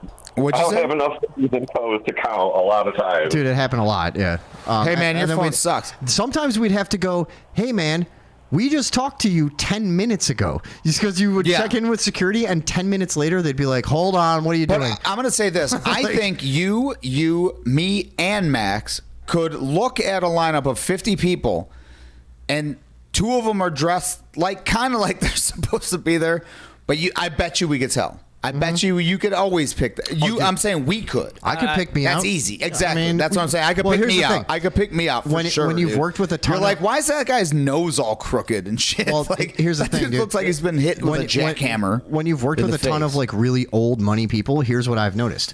Weak bone structure, interestingly. A lot of them. And they're very... Well, and they hold themselves faggy, kind of. Oh, no, that's a descriptive word. That's a descriptive word. Yeah, boo him. I did boo that, him, everyone. I did that to show what could happen. The injustice of our society. What could happen if Donald Trump gets elected again is people could say stuff like that.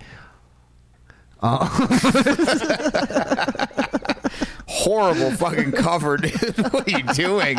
You're no longer on my team, dude. Fuck that shit. Hold on. What the fuck was that? You could like, dude, the old money like billionaire type of people. They're extremely like. Yeah, you could run right through them, dude. Oh my god. Yeah. I mean, you take a good fucking shoulder sprint. Yeah, you're going right through. It's a weird combination because they're like healthy. Nice headbutt. They're like healthy. They're like healthy but flimsy. They're a weird bunch, but you can spot them. And then you see. Somebody, oh, I know. You see somebody like coming in like we're like we look like Jack Sparrow to them. You know what I mean? We might as well we're dancing up. We're dancing up like seriously. idiots. We're like jigaboos. And also, I forgot Max was still on the phone. Yeah. Oh, hey Max. Yeah. Sorry. We're like. Now, Max, Luke said, "Hey, what's up, Max?" What's up, dog? Max said that to himself? No, Luke said it to Max. Okay. Says, what's up, Max? All right, let's move and to then a break. Connie says, "Hi, Dan." Everyone's just saying hi. I keep forgetting that Max is on the same channel as this music. Yeah, okay. All right, Max. Thank Max, you. any parting comments? Give us your best TED Talk. Give us your best Norm Macdonald impression. No, give us your best Hey, TED everybody. Talk. This one's another guilty pleasure. Let's put some cheese on this toast. Okay.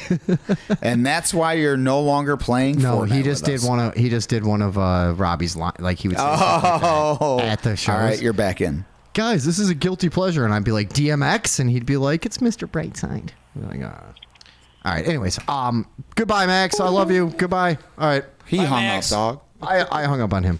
Oh, good. Yeah. Now, what's up, motherfuckers? We're coming back for a rare third I know, hour. for no reason. Motherfucker really. gone sour. Tom's probably gonna get mad. Gonna remind me of my drunk dad when I was a kid. And he hit skids. He was like, "Kids, you gonna go out in the yard. I'm gonna beat you real, real hard." No, that never happened. You talking about my life? I got spanked sometimes, but I didn't get it too bad. I didn't get it that bad. My dad tried to. My older siblings, on the other hand, we won't talk about My dad. I'll tried never to, talk about that on the show. My dad tried to rough me up when I was like 15, but I was already bigger than him. So my dad was pretty small. Yeah. And he was all fucking wasted, and I wanted to go to Florida with off-camera Paul and his family.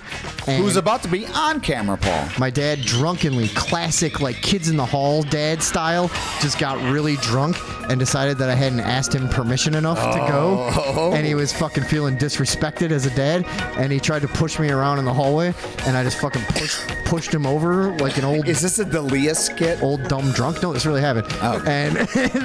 And then he was like, "Huh, you're kind of bigger than me now," and I was like, "Yeah, man, you can't do that anymore." I am. And yeah, that You know what I mean? then that was over after that. But he used to try some shit. I threw a hammer at my dad when I finally like broke away from his spell.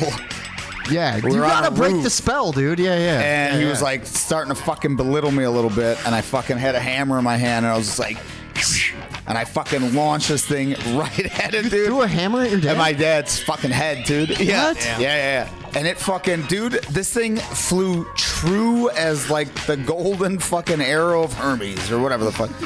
It was insane. It was just like a fucking bullet, and I was like, oh no. I didn't think you actually had a good reference. I thought you were just going up a blind alley. The golden arrow of Hermes. Yeah, Nice. which is not a thing. But I pulled it together. You could have fooled me. Yeah, exactly. I did. Vinny has seen my dad. Don't fuck with my dad. Mine either. Dude, at all, ever. Paul, I'll beat the But I had to. I'll beat the shit out of both your dads at the same time.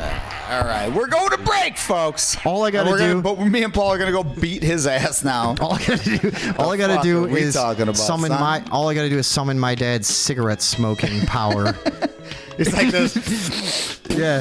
We're both like, what the fuck? Like this deep black haze comes over us. Fuck. Yeah. Then you're just. Okay. All right. Anyway. You got something good for the break? I do. All right, Check guys, it out, we're coming bitches. back with a third hour with on-camera Paul. Yeah, why not? Yeah. I don't like him, but Vinny does. Well, he's just becoming like I don't know what he is. He's like, it's not actually like a radio role that he's playing because he's not like the stunt boy or like the third mic, really. He's just kind of, I don't know what he Now, is. both of those things you He's said, like- I don't know what that is. You know what it I'm is? Not like a radio guy. Because he talks about as Not much. He talks about as much as like a producer would talk, but he's not producing anything. Yeah, he's he just should be. otherwise just Wait, there. if you're gonna be, I'm just producing magic. Well, we could teach him to do some stuff. I bet you we could. Yeah. All right. Anyways, He's a learnable. He's a learnable. That's what they call. That's what back in the 50s. You know what that was? That's what they called down educable, syndromes. Yeah, I figured it was something like that. Yeah, educable, mentally handicapped. They eventually called it. Yeah, educable. I call them learnables. I call them, hey buddy, what's up? They're like Lunchables. I call them, hey Jim, thanks for the jewel bag. Oh, you call them by name, huh? I call it Vinny's walking home tonight. Paul's mom gave us a ride here last week. Quiet that fucking music down. We're going on break, Okay. True boys. story. All right, here we go. You fucking.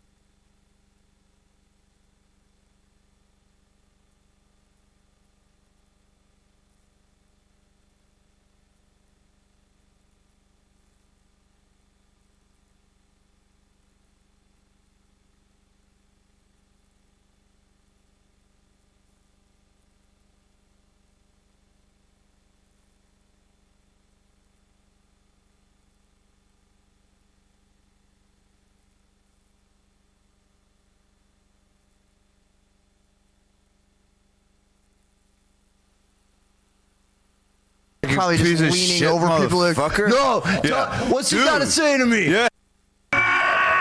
Hey, we're back together again. I know it has been a while. Fucking wild. It always every time we've missed a week, it seems like 2 months. Yeah, my life goes off the rails. I'm in underground boxing matches and shit. Yeah, that's a good point. Oh yeah. All kinds of mysterious things. I gotta tell you, enough alcohol and a concussion will give life a very mysterious quality.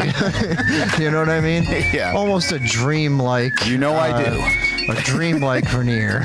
You know. Yeah, whatever. It's not a big deal. Nope, never is. Do you think? No, yeah, it is. I don't know. I guess I wasn't even gonna talk now. I mentioned. Yeah, I don't know. Did you like? Tom's been there before, where maybe you had too much to drink. Maybe you mixed liquors. You thought you were okay. You showed up somewhere having only drank like some champagne and a couple other drinks, whatever, and then you go somewhere and do a couple shots, and all of a sudden you're in fucking La La Land. Yeah, you know that mixing is real. Yeah, dude. And all of a sudden you look precarious. back. You look back, like where did this go wrong? Oh, it was the shots. Yeah, that's the last thing I remember of being a fucking human being. And and then somehow I don't know what happened. This guy, I'm outside, and this guy said something vaguely towards us. I decided to have like a giant like suburban hood rat freak out, you know? We'd be like, fuck you, motherfucker, blah, blah, blah. You disrespect me, dude. Yeah, just, I don't know. Dude, you don't fucking... Just no. You don't talk to me like that. Right. Like I felt like he was being dismissive for one reason or another. And I just didn't like it. And then I pushed the issue. This is the bad part, is this guy... I have no idea nobody knows who he was. It was just some random dude that was hanging out that night. And him and his friends like tried to walk away from me. Well, that's not going to happen. All this stuff. This whole thing went on for like probably 2 hours, where I just like I remember the feeling was this like, no. I simply demand that I be treated with respect. Yes. You know what I mean? But it's really... This is a gentleman's quarrel. Right. And I would expect it to be treated as such. Now, sir. Right. But meanwhile, it's like It's Always Sunny thing when they have their memory of being high. Yeah. And if I can see myself, I'm probably just leaning over people like, no, what's he got to say to me? Yeah. Like, you know. I always, anytime I think of like me thinking of how I am and then me what I actually was, it's always the dance number in It's Always Sunny where Mac takes his shirt off. Oh, yeah, it's like, that scene right there, and then it goes and he's like,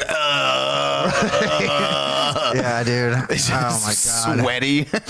And somehow it ended up. So we're at this like after party place, and the guy that runs this place. Critchlow said "yo" twice. Now I think he's being needy. Okay, let's relax. Yeah. I said get screwy. What's up, super spreaders? Now, hey, Marley said hi. I came to learn. Now that's unfortunate. Okay, you're gonna learn what a dysfunctional idiot I am. But so. Anyways, you know, it's at like this after party place, and you know what? To the guy that runs it, to his credit, I love the way he has like a system for this. He has a whole place in the basement. He's got gloves. He's got everything. That's insane. If there's trouble brewing, he like headed it off at the pass. He's like, you know what? If you guys want to go shut the fuck up, just go put the gloves on and settle this. And of course, I'm like, oh yeah. And I can't see fucking a foot in front of my face, dude. Which I realized as I like couldn't even put gloves on. I'm like, oh someone else has to put them on. They're fucking put them on for me, and I'm like, oh Jesus. And so what I realized looking back is like in my drunken idiocy and rage, I'm ready for the chaos of whatever's gonna happen. But then 5 minutes transpire of calmness and like everyone getting set up, and I'm like, dude, I'm fucked up.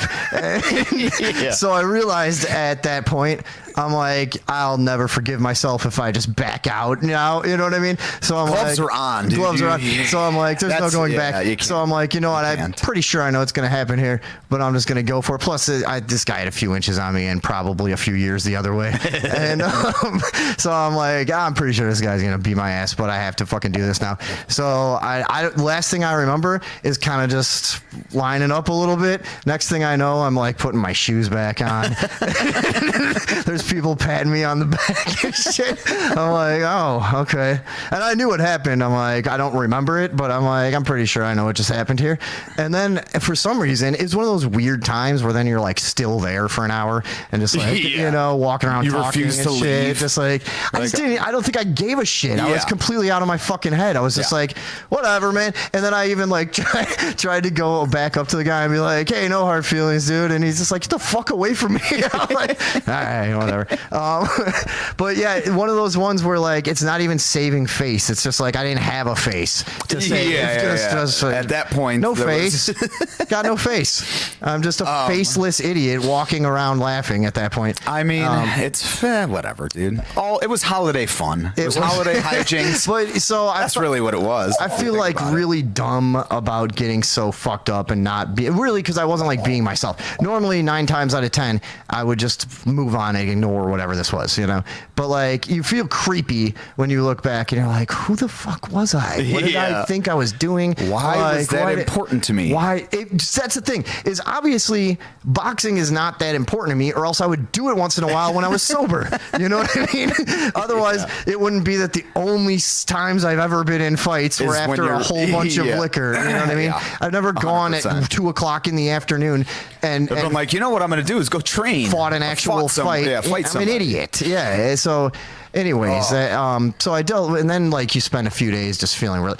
Hey, I may have had like a little concussion. This guy hit me pretty hard, but because that happens, and it was but again, especially drunken punches though. Like when you're all hammered and you get fucking hit, I feel like, oh yeah, if I was sober, it might not have even done anything. That's that's the thing. Who knows? Whatever. I have no idea. And to be honest with you, Marley, she just says, I love it when you say my name though. I can barely. I love that. All right, great. I can barely remember anything about this guy.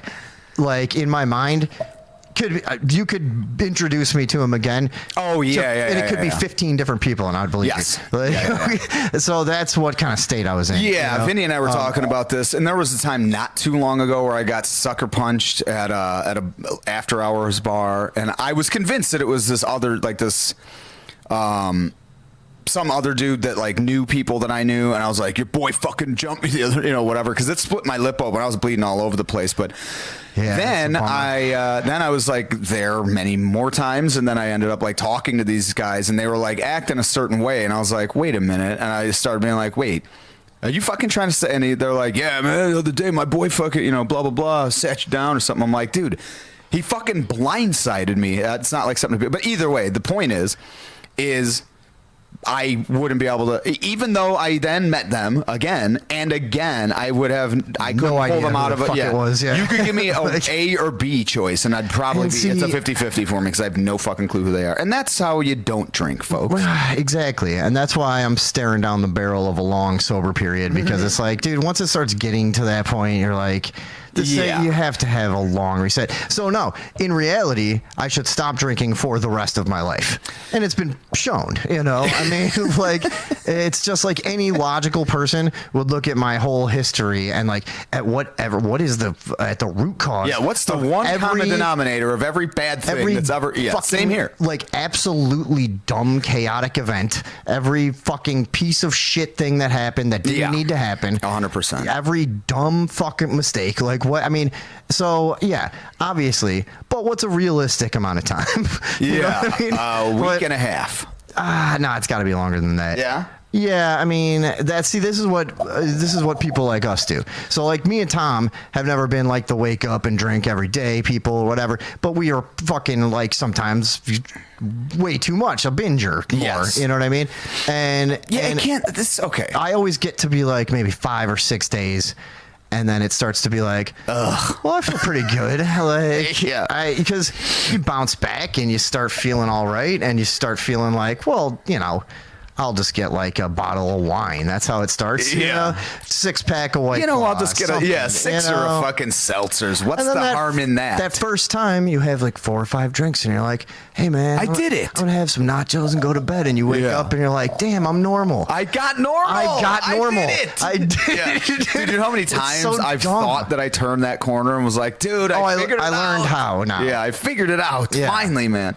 Right. And then literally the next time it's like, brown out to blackout to fucking wondering what you did to piss everyone off the next day. Within a week and a half, you're right back at square fucked up. You know, like you're just right, like 7-10 days. I think that's usually all it takes. And then all of a sudden, it's the first time you've bought a fucking fifth of tequila just by yourself. Just by yourself. Like all I'm gonna have is like maybe I'm not gonna drink all of this or something. I'll have a few drinks as you wake up and there's this much left. Yeah, you got a fucking just achy fucking body and just like there's a bunch of shit broken. You fucked your knee up somehow. You like either twisted it or fell on it. You're not even sure. Like you fucked your own knee maybe. Yeah, banged it. Your knee is actually half pregnant by that point. Nobody fucking knows what happened. And then you're trying to like look through your phone like, did I talk to anyone? Did I say anything really fucking stupid? Did I yell at anyone? Once in a while the memory comes back of like, oh yeah. I fucking went somewhere. I did something. Yeah. Even if it's just like, you know, I fucking went out and like kicked over a garbage can or some shit, I was whatever. I was going around doing dumb shit. Like, the worst time for me of that nature was when I lived in Madison, and I've told stories from up there. I got jumped by a couple fucking hot blondes at one point. Those are a great time, the whole time. But yeah, there was a lot of those where I would just like, for some reason, because I didn't know enough people up there, so it was like there wasn't enough people to keep my partying needs sated. So eventually I would just go out seeking you against the world. Yeah. And I would end up partying with random ass fucking porch parties, after bars and shit, and which getting always ends well. Yeah, somebody fucking ends up hitting me in the fucking face from behind, and I'm like, who fucking did that, you know? And then that guy ran in the fucking thing because he thought he was going to just knock me out like a movie and realized, oh shit, I just hit this guy as hard as I can and now he's just looking for me. And now I'm going to run inside and just cut myself. I remember this kid was cutting his drunken Terminator-like state. Pretending he was about to cut his own hand because he was like yeah. There it is, folks. That was all said an earlier date on an earlier show at an earlier time in our lives, and we've changed. We have. We've become much more jaded. Now you go. I think sometimes about this show how actually crazy it is that you guys counting money. Look how easy I get your money. Today I was in the. Oh my god! I didn't know he was going. Guys, full road. First of all, I'm gonna continue on with what I was saying, but first of all, off camera, Paulie. When we do a third hour, off camera, Paulie becomes on camera, Paulie. Say hello to everybody. On camera, Paul. Sorry. Go ahead. Yellow. There you go. Hey, friends. Yeah. All right, we got him. I'm back on. Oh my god. Back in business. I was in the grocery store parking lot earlier. Ew. Right? I don't know why. Because I wasn't buying groceries. Yeah. I was just lost in contemplating life. Oh. And no. Yeah. And ghost fingers. And I was sitting there, and I was thinking about our show, and I was thinking about like. Is that even what this is anymore? I don't know, because that's what I was specifically thinking about. Oh, that's funny. Yeah. Well, here we go. Is I go. What are we doing? I was in my head going, how crazy is it? We're just hanging out, really. Well, that's it. That's what we're doing. And I was like, how crazy is it that this became a form of entertainment? That's like, we're not even doing anything. We're not doing anything unique, though, but we're not like breaking new ground. This is what people watch. It's people hanging out. And it's funny that like we came from the era of like our grandparents watched Lucille Ball. You know what I mean? And our parents watched fucking Magnum PI. And now my parents watched Lucille Ball. Oh, okay. And then I watched Magnum PI. Tom's 8 years older than me. He's from a different generation. I am, though. Dude, I did. I watched Magnum PI. Did you? Religiously. I loved that show. Rockford Files? But also, what did you say the other one? Because that's my parents. Oh, yeah. My mom is the biggest Lucille Ball fan. My dad, actually. My grandma. Ricky Ricardo is like the first Latin fucking, you know what I mean? He broke barriers. He also bred. He was the Jackie Robinson of NBC. Yeah. That's what they call him. Yeah. That's so good, too. So my grandma had a picture with Lucille Ball. That was like her big claim to fame. About it. Yeah, and, I know. And so she was like a socialite, and she would get into like kind of like how I am talking about, where I was. Music. I'm like, I work with all these like billionaires and blah blah Yeah. blah, whatever. She was like that too, where she'd just like find a way to be there. And she had her picture with Lucille Ball, and it was like a big deal, and whatever. And she had that on her fucking like, dude. Her house was like 7 pictures of our family, and then like the one of her and Lucille Ball was In the like, middle? like in a gold frame. Like, it was, yeah. Yeah, wait. Oh, That was it. that was what it was like. Yeah.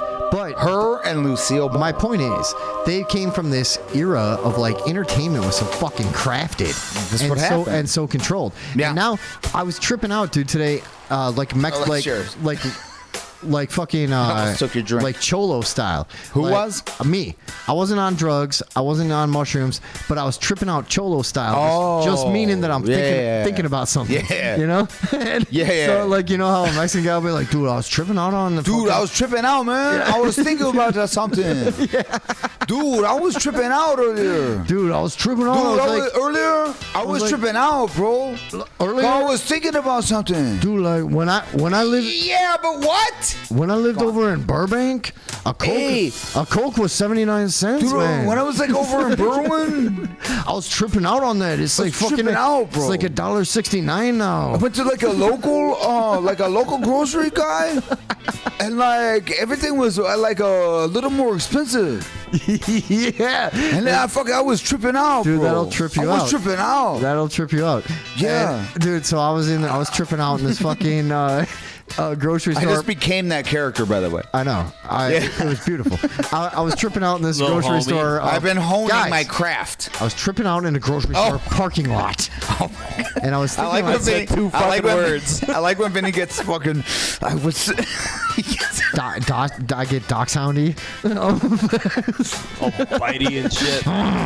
Guys, I was doing something that you need to know about. Yeah, listen.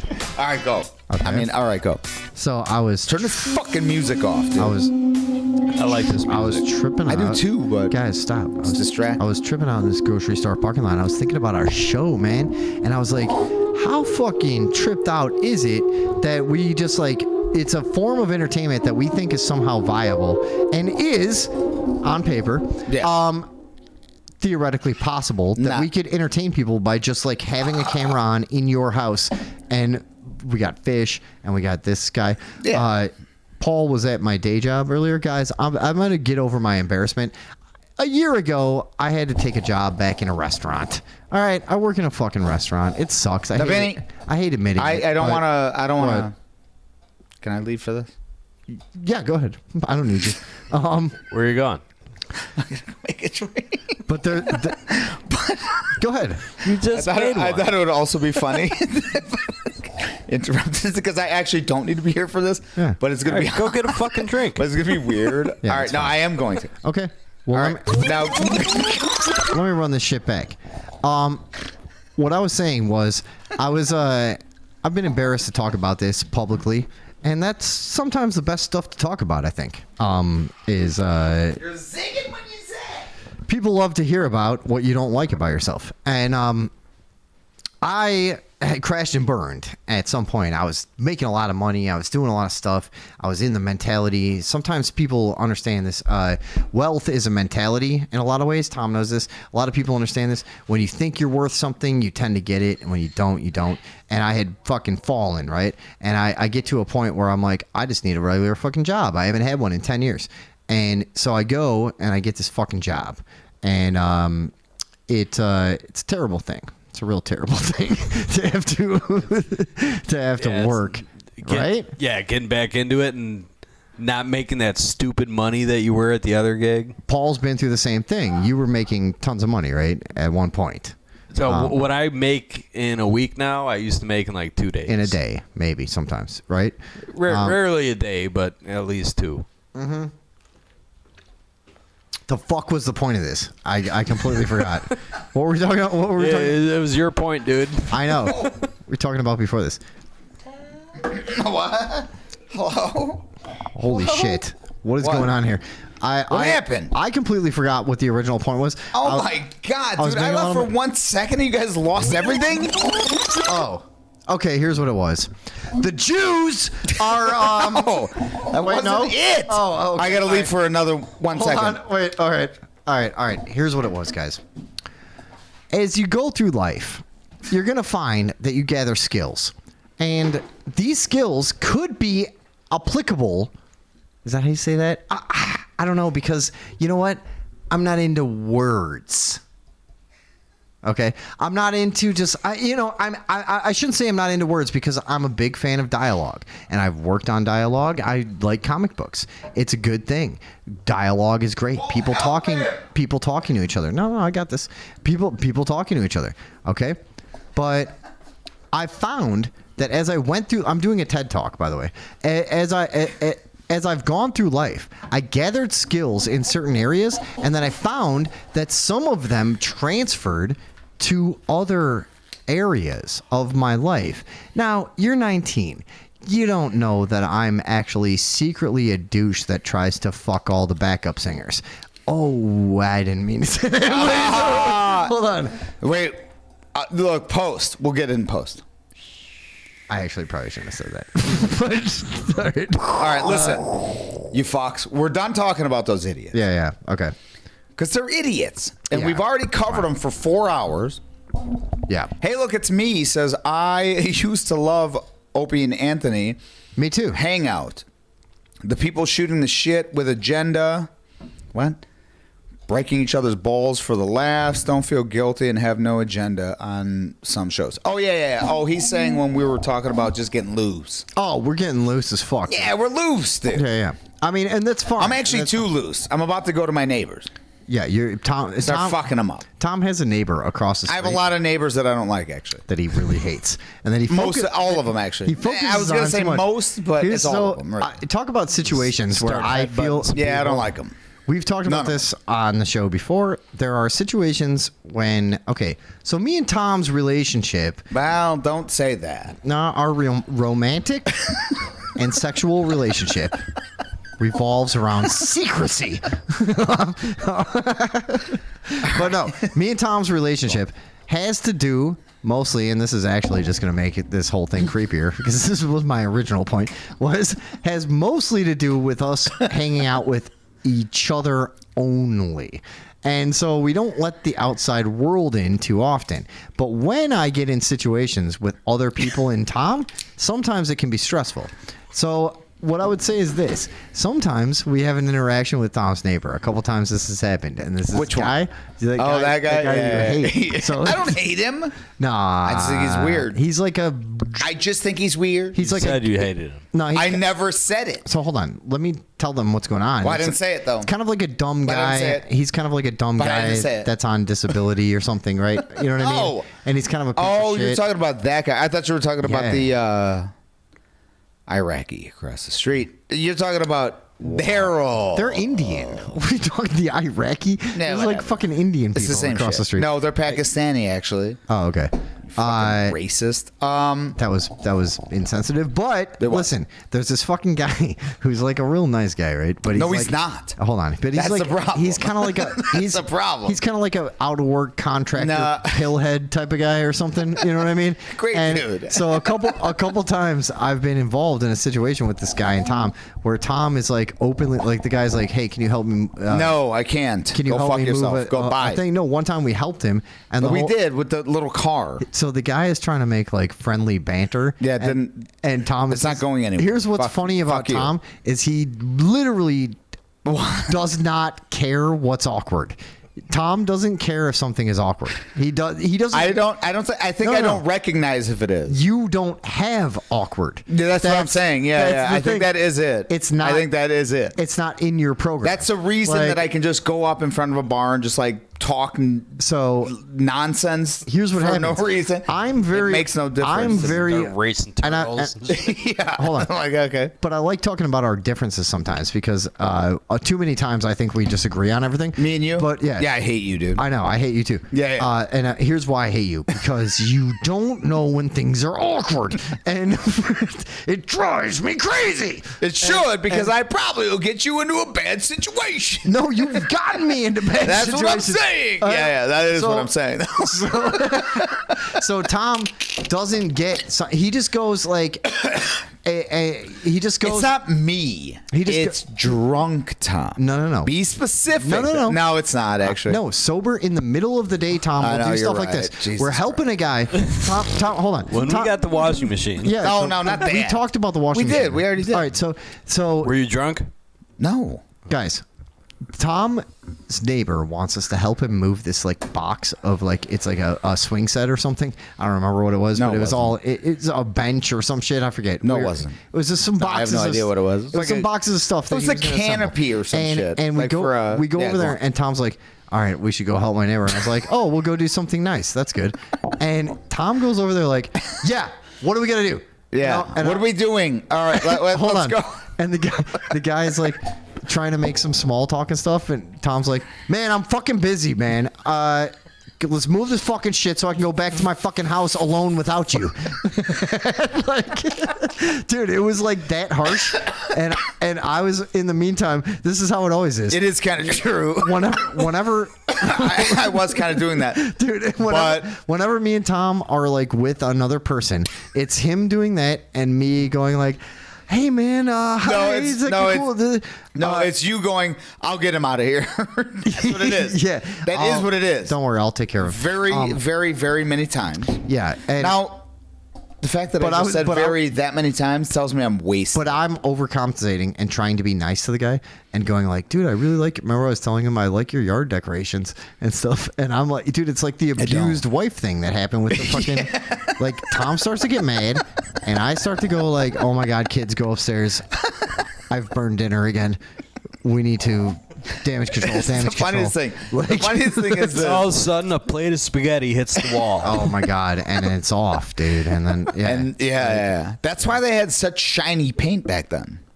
Because it was constant. All the fucking oil on it. It was every night, dude. Yeah, they didn't even have every time. And dude, they were starving. Well, like now you can buy like stain resistant paint or this and that. Sure. Back then, they didn't have to put that on the label. That's what it had. Paint was dad fucking resistant paint. Yes. Your dad is 100% gonna bash your head. He is going to. There's going to be something on here. It's going to be spaghetti sauce. Maybe pizza. Whatever. Might be your mom's three times harder. You know what I mean? Yeah. Nobody knows. Right. But it is going to happen. 100% happening. That's 1951. That's not now. Yeah. No, not now, dude. Now it's dude. You're lucky to get a fucking smacking. You know what I mean? Yeah, you're lucky if I pay that much attention. No, I'm saying we can't do that anymore. You know what I mean? Huh? It's bullshit. As men, we should be able to do that. I thought you were just saying because women like attention. Yeah. No, I was just saying, as men, we should be able to kill everyone. You ever been? You know what I mean? Anyways, it would have been fun. It would have been. I swear to God, that would have been funny. You ever been smacking? Had you gotten it? You ever been smacking around a girl for like a couple hours, right? And then you come up with like you start to run out of reasons, you know. So you're I've never run out of reasons. Oh, I know. Well, never. Okay, so you're creative. Well, you're a creative. That's guy. what I was gonna say. Yeah. It's just a thing that I have. That's a talent. But sometimes, What if they flip and go to the FBI? I don't think about that. No, I'm in the moment right then. First of all, I'm not thinking about my staircase, my building, nothing. First of all, you know what I mean? I have contacts in the FBI. All through the FBI. Oh Dude, my God. Nothing happens in the FBI without me knowing. Which FBI is this? The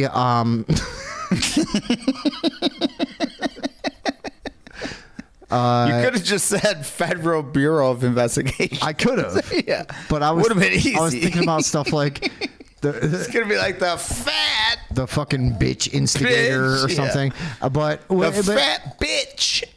Yeah, the fucking fat bitch incinerator. That's what. Dude, I call there's no one here. That's what I call my. What are we doing? Let's just have drinks. That's what I call my oven in the woods that I built. The fat bitch incinerator. Because you know what I do there? I put them in the ovens. I'm yelling now. No, I'm not going to yell. Before I was so rudely derailed. Yeah, what do you... would someone... that's what I would like to know. Would someone remind me of what I was saying? No. No? Because nobody knew. I think I had a point. You probably did. I probably did. And I derailed you. Look at off on camera, Paul. Here we go. Bringing it back. Wait, rewind it again. Yo, Vinny, run that shit back for me. The Jews have ruined my life. No, that wasn't it. Oh. No, that's where the last time it started there. Hold on, he's cleansing us. Stop. Okay. All right. No, this goes on for 5 minutes. Wait, hold on.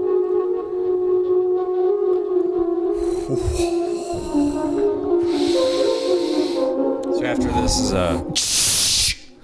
atheism is a sin. Dude, I'm so pissed. Go on. He interrupted it. Oh. At the last second. And here's the thing. You know what? I was so calm. Here's the thing. I was so calm, but that last second, you know what I mean? Here's the thing. Paul ruined it. Paul, you want to talk on the show so bad? All right? You think you can do better than us? Go ahead and just take over. Me and Tom are done for the next 60 seconds. Now let's go 5 minutes. I think you can do it. Go ahead. I think you can go 5 minutes. You said 60 seconds? Let's just see if he's got This motherfucker has 75 stories you can tell right now. Paul, one thing you have to realize, you can do this. Let's do this. Yeah. You do. That's a good idea. And also, it's like third hour. Nobody's here. Right. There's still people here, but it's fine. Let's do 60 seconds. I can't Paul, do this. any topic that's ever existed. Wait, what'd you say? Hold on. I'm way too on the spot right now. No! All right, I know. That's the thing. That's the thing. That's the thing, though. Yeah. Yeah. You just Take gotta that go. for a second. And Yeah. even if you don't do it, like I say, it's like third hour. Nobody's here. It's like my sister and my cousin or some shit. So, but take that little fucking it's on the spot. You know what I mean? I'm on this. Anything that pops into your head? But like visual. Just go. Yeah, just Or pop. also, but just like you make that just like. And by the above your way, head. Do it. It doesn't have to be socially relevant. It doesn't have to be anything. Just talk as yourself for 60 seconds about any topic in the history of the fucking world. Do you think anything. you can do it? I know we can do it. Just do obviously. it. No, he has to do it right now. Go. But what are we gonna do? We're just gonna go? Yeah. Jesus fucking Christ. All right. Go. Anything you want to talk about ever for 60 seconds. Go. And the camera's there. I don't know what the fuck to talk about. But you will. Well, then talk about that. All right, well.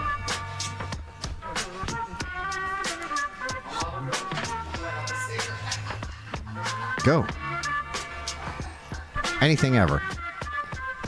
I don't know. My knee's kind of fucked up, you know? I used to be able to go home from work and take a nap. Lay down at night, go to sleep just fine. Last 2 weeks,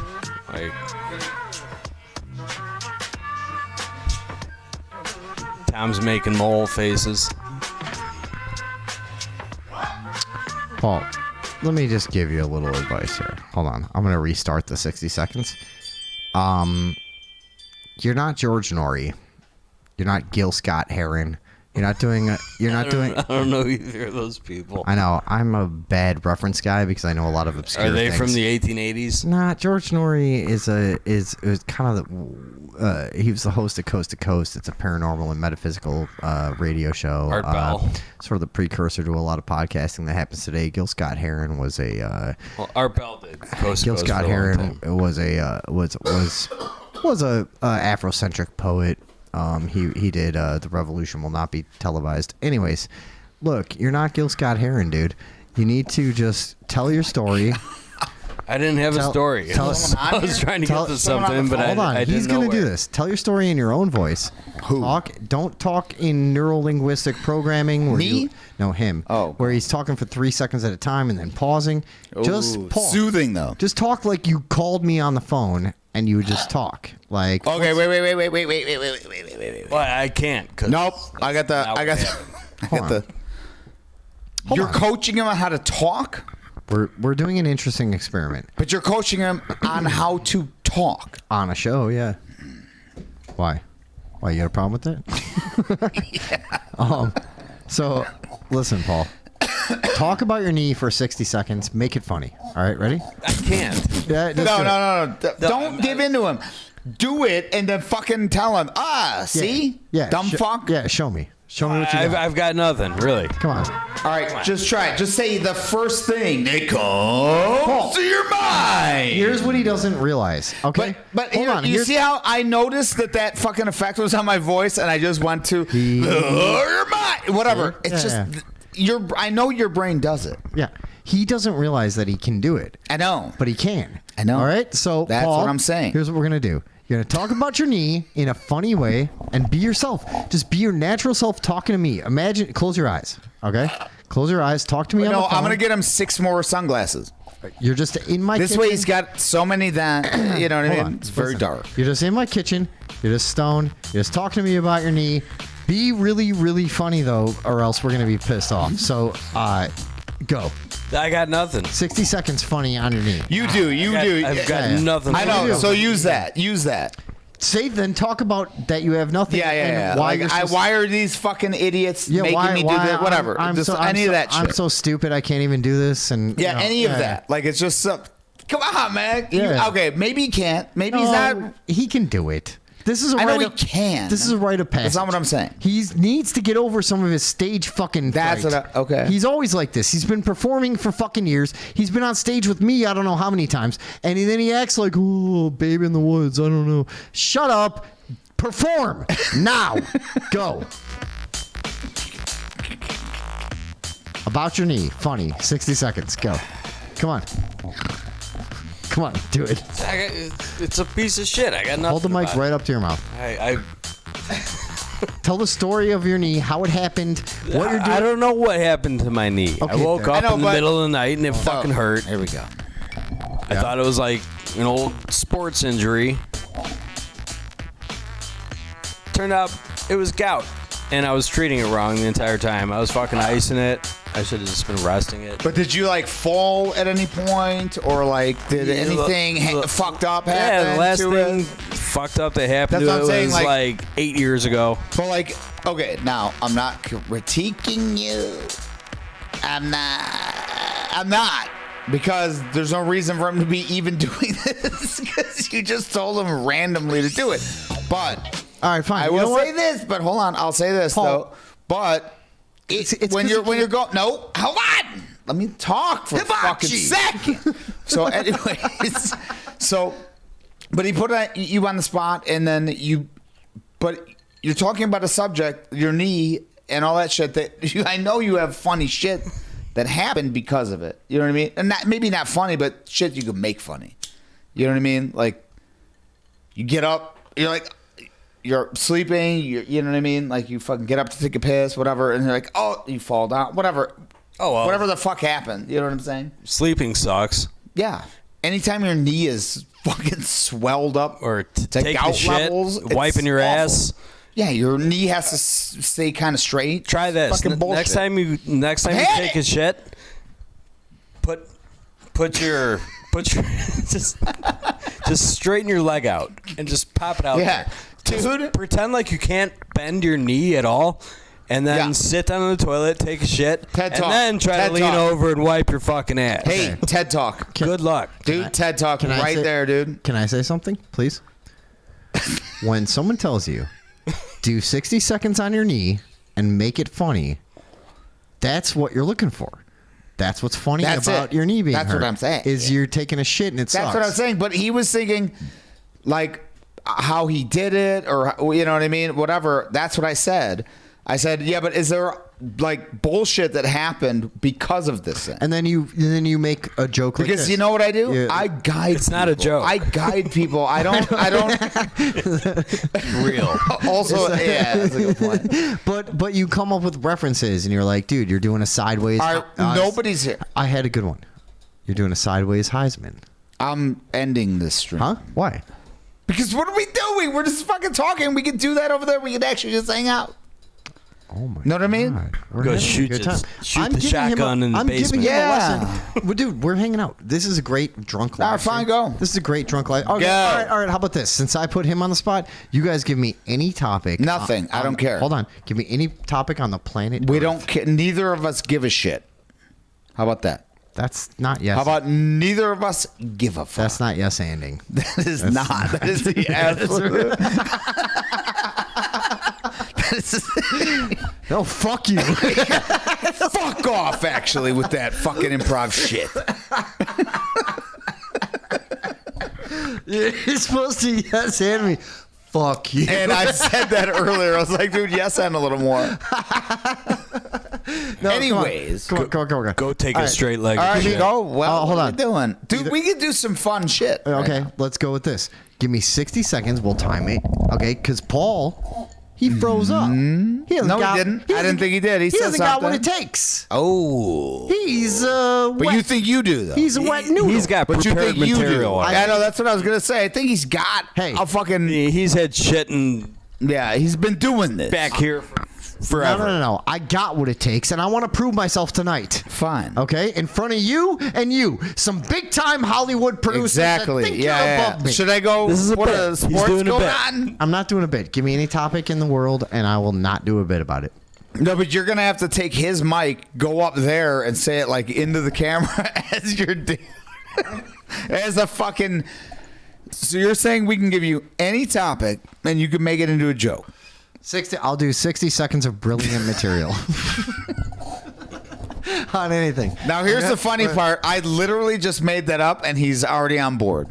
No, I already... That's you not think what we were you talking made that up? That is not what we were talking about at all. Go on. It is exactly what I was going to say before you even said it, and that was my idea. So let's do it. Because I like my own ideas. All right. If anyone's left in the chat, otherwise we're going to pull up some real nasty shit. No. The chat doesn't work all the time, so it's fine. Yeah. But yeah, it looks like it's us picking the subject there, Paul. Yeah, that's the whole... Over this. It's not the whole bit. I don't need to go out in front. Here, just take this, because it's all wound up. I'll stand. I'll do this. We got music like I try to do to him. So that's it's just over the board. Shut up. It's Drive Time Radio. Go. Yeah. Drive Time Radio. 60 seconds. Music bed. Any topic in the fucking world. I'm gonna blow your minds right now. Woolly mammoths. I already fucked you over. Why'd they call them woolly mammoths? What? Because all the other mammoths were so fucking shaved smooth and shit. I've seen cavemen. Nobody back then was shaved smooth. Not a goddamn person on the earth. Not an animal. The razor wasn't invented till at least 1855. And there was no person that needed the distinction. That's... Hold on. That's the concoction of anthropologists of yesteryear. Don't fucking look at me like you're going to make me laugh on some dumb shit. Thankfully, we've left that behind. All right, give me another one. Yeah, woolly mammoths was a tough one. That was stupid. I knew that. Yeah. I knew that. There's no material. There's nothing. What are you for going to that. do? Well, Yeah, woolly mammoth. Yeah. So that's why I gave it to you. And Okay. at least you tried. You're Yeah, better than the bald-headed fuck that you had on it. Better than him. He was just sitting there. Yeah, like, he did nothing, to be honest. I hope it doesn't come down to me because I'm going to fucking lose this challenge big time. All right. But anyways, all right. So, all right. What's another... I don't know, just yell out a word or something. Yeah, anything. I'm an expert at this. Go ahead. And blueberries. Blueberries. There Oh. you go. Yeah. You know what? I love a fruit. Gave him the two hardest fucking I love a fruit. in the world. I love a fruit that assumes I'm stupid. Do you know why I say that, guys? Do you know why I say that? Because there are things that are named interestingly, and this isn't one of them, okay? Blueberries are named for an idiot because I'm looking around my house. I go, what kind of berries are these? I got a few kind of berries. Well, what are these? Red berries? No, they're raspberries. I got, what are these? Red berries? No, they're strawberries. I go, what are these? Fucking purple berries? No, they're no. Blueberries? And then the one that makes sense, blueberries. What am I, fucking in preschool here? I don't need berries. I don't need berries named that, obviously. Boom, slam dunk. Thank you very much. Boom shakalaka. That wasn't that great. Give me another one. That wasn't that good. Oh. That wasn't that good though, right? That was pretty good. That was not that. That wasn't even really it. I mean, it was good the way you did it. You did it like this dude, by the way. It was something. You did it like this dude. You had nothing. That was something. You had nothing. Right. And then you flowered it up to seem like something was there. All right, give me another one. We're just getting warmed up. We're getting warmed up. But We're getting warmed up. I'm just saying, you did it like that dude's TED Talk. Well, yeah, because 100%. Because that's the only way you could do it if you don't know I learned anything about performance from those people. You know, those are my mentors. So give me another one. I'm just getting warmed up. Go ahead. All right. Guitars, tuners, guitar tuners, guitar tuners. He's gonna use my joke. Huh? You have a guitar tuner joke? No, Holy I made one shit. once. Not a guitar tuner. A joke about one. This is one of Paul's legendary moments. I'll tell it real quick before I get into it. You can tell it. We're walking around we're trying to record something, and nobody could find a guitar tuner. And it's a bunch of fucking drunks walking around looking for a tuner. That happens a lot. Everybody's going, where's the tuner? Where's the tuner? And Paul picks up a cell phone off a table and goes, it's not a tuner. As a kindergarten cop reference. Yeah. No, I got it. So, pretty good, what are we talking about again? Guitar tuners? No, nothing. No, give me something else. Come on. We already just did. You got to talk in your We mic. just did. Though. What was? Guitar tuners. You want that's me to bullshit. riff on that? No, That's stupid. Give me something good. All right.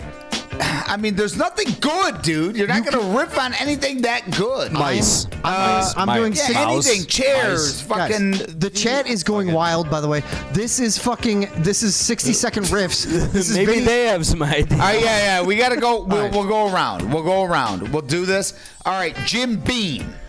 Jim Beam. Oh, what is it? Drank by a genius who's also a great artist who's misunderstood, and he fucking spends his entire life drinking this, and nobody really understands him, and he's fucking way better than everybody thinks, and his talk show rules. What is that? What? What fucking faggot, dude? 60-second riffs. What happened there? 60-second riffs. Oh, what? That's Jim Beam. Dude, people that drink That is true. This is vodka right are the here. shit. This. Yeah. Okay. All right, give me another one. Laundry. There's just what do you do? Like what? Do you want concepts? You guys can be as creative as you want. Combine things. All right, laundry. And no, wait, Chinese laundry. Chinese laundry. Some wheels on your car. Man, I hate when I show up and the dryer's fucking spinning sideways because that's how Chinese fucking dryers are. Oh, because their vaginas are sideways. Drivers too. Yeah, dude. And I sit there and honestly, I don't like. Okay, this is gonna be kind of serious. I don't like a lot of the times when I show up to a Chinese laundromat and they're dumping pots of boiling water on live dogs. Yeah, they do that. Yeah. That's a thing sorry I had to take like a serious moment. Dude, in no, all but this, we're going to look into it. Yeah. On a future episode, obviously. And the dog is just like, he's resigned to it. Fine. It's like when a guy is getting his head cut off by the cartel. It just burns him a little bit, and it's like, Yeah. But then he's fine. Because anyway. But they like to kill a dog over the course of like 6 years. Yeah, Just it's a burning very long process. Inch by inch, his entire body. Yeah. In most of Asia, it is a very long. They pour boiling water down a funnel onto 1 inch of the dog's body, and then it takes years, dude. And eventually, the entire dog's body is boiled. But you have to reach a critical point because you know that's true. That you could boil a certain amount of your body without dying. That's there's true. The one. I think it's like 122 degrees. There has to be 1 square inch too far. You know? There must. All right. There must. Next 60-second riff. Let's go. 60-second riffs. Let's go. How long are we going to do this, though? I don't know. So you demand that we stop? Yeah. State of emergency? Yeah. Last one. All right. Well, I have to take a piss, though. Oh, taking a piss. That's there whack. you go. Okay. All right. Let me go off on this shit. Let me go off. Let me talk my shit. Taking a piss is fucking lame. That's not what you're doing. Huh? That's not what you're doing. That's evolving. Taking a piss is fucking for fags, dude. It's fucking lame, and people don't understand that, like, if you're a true man, dude, I'll go weeks without pissing. When it finally comes out, it's the color of like rust. It's like, yeah, dude, it's like, it's fucking gross. It's like a crab before you boil it, or a lobster. You know what I mean? Well, you need some more you know water. That darker red, dude. When you're a man, you don't piss, except when you stand, and that's right. We're gonna talk about this all tonight on the next hour. How we piss and what it means to society. I piss dark brown sludge. And sometimes it smells like bacon. I looked up one time on the internet, right, of all places. I looked up on the internet, what does it mean if your pee smells like bacon? And everything says, you're very dehydrated and unhealthy. Do you happen to drink 1 bottle of booze per day? I drink bacon. I was like, dude, I eat bacon and drink booze. You've won the $1 billion. Did I unlock it? Oh, thank you. He said he drinks bacon. Guys, this is the thing. Anyways, all right, we've overstayed our welcome anyways, right? Have we? Yeah, it's been 4.5 hours. Yeah. All right, guys. Yeah, see, Luke just recently, nobody said anything, and then out of nowhere, Luke goes, "You fellas is cooked." You know what I mean? Come on. You know what? All right, we're out of here till next time. I don't care. Fuck you guys. Thank you. It's a finder's fee, baby. You know how it is. Hey, you were real Italian. Look, until next time. You were real Italian. Hey, y'all. From the sponsors. Hey, y'all. What? Y'all straight? Hey, until next time, y'all broke ass be bugging. What's up? Don't do it next time. Don't do it next time. And don't cap on me. Don't do it next time. Don't cap on me at all. Yeah, and also don't cap on me. Thank you. Come on, guys. Pow. You gotta pow. stop. Pow. Quit capping on the guy. Bye.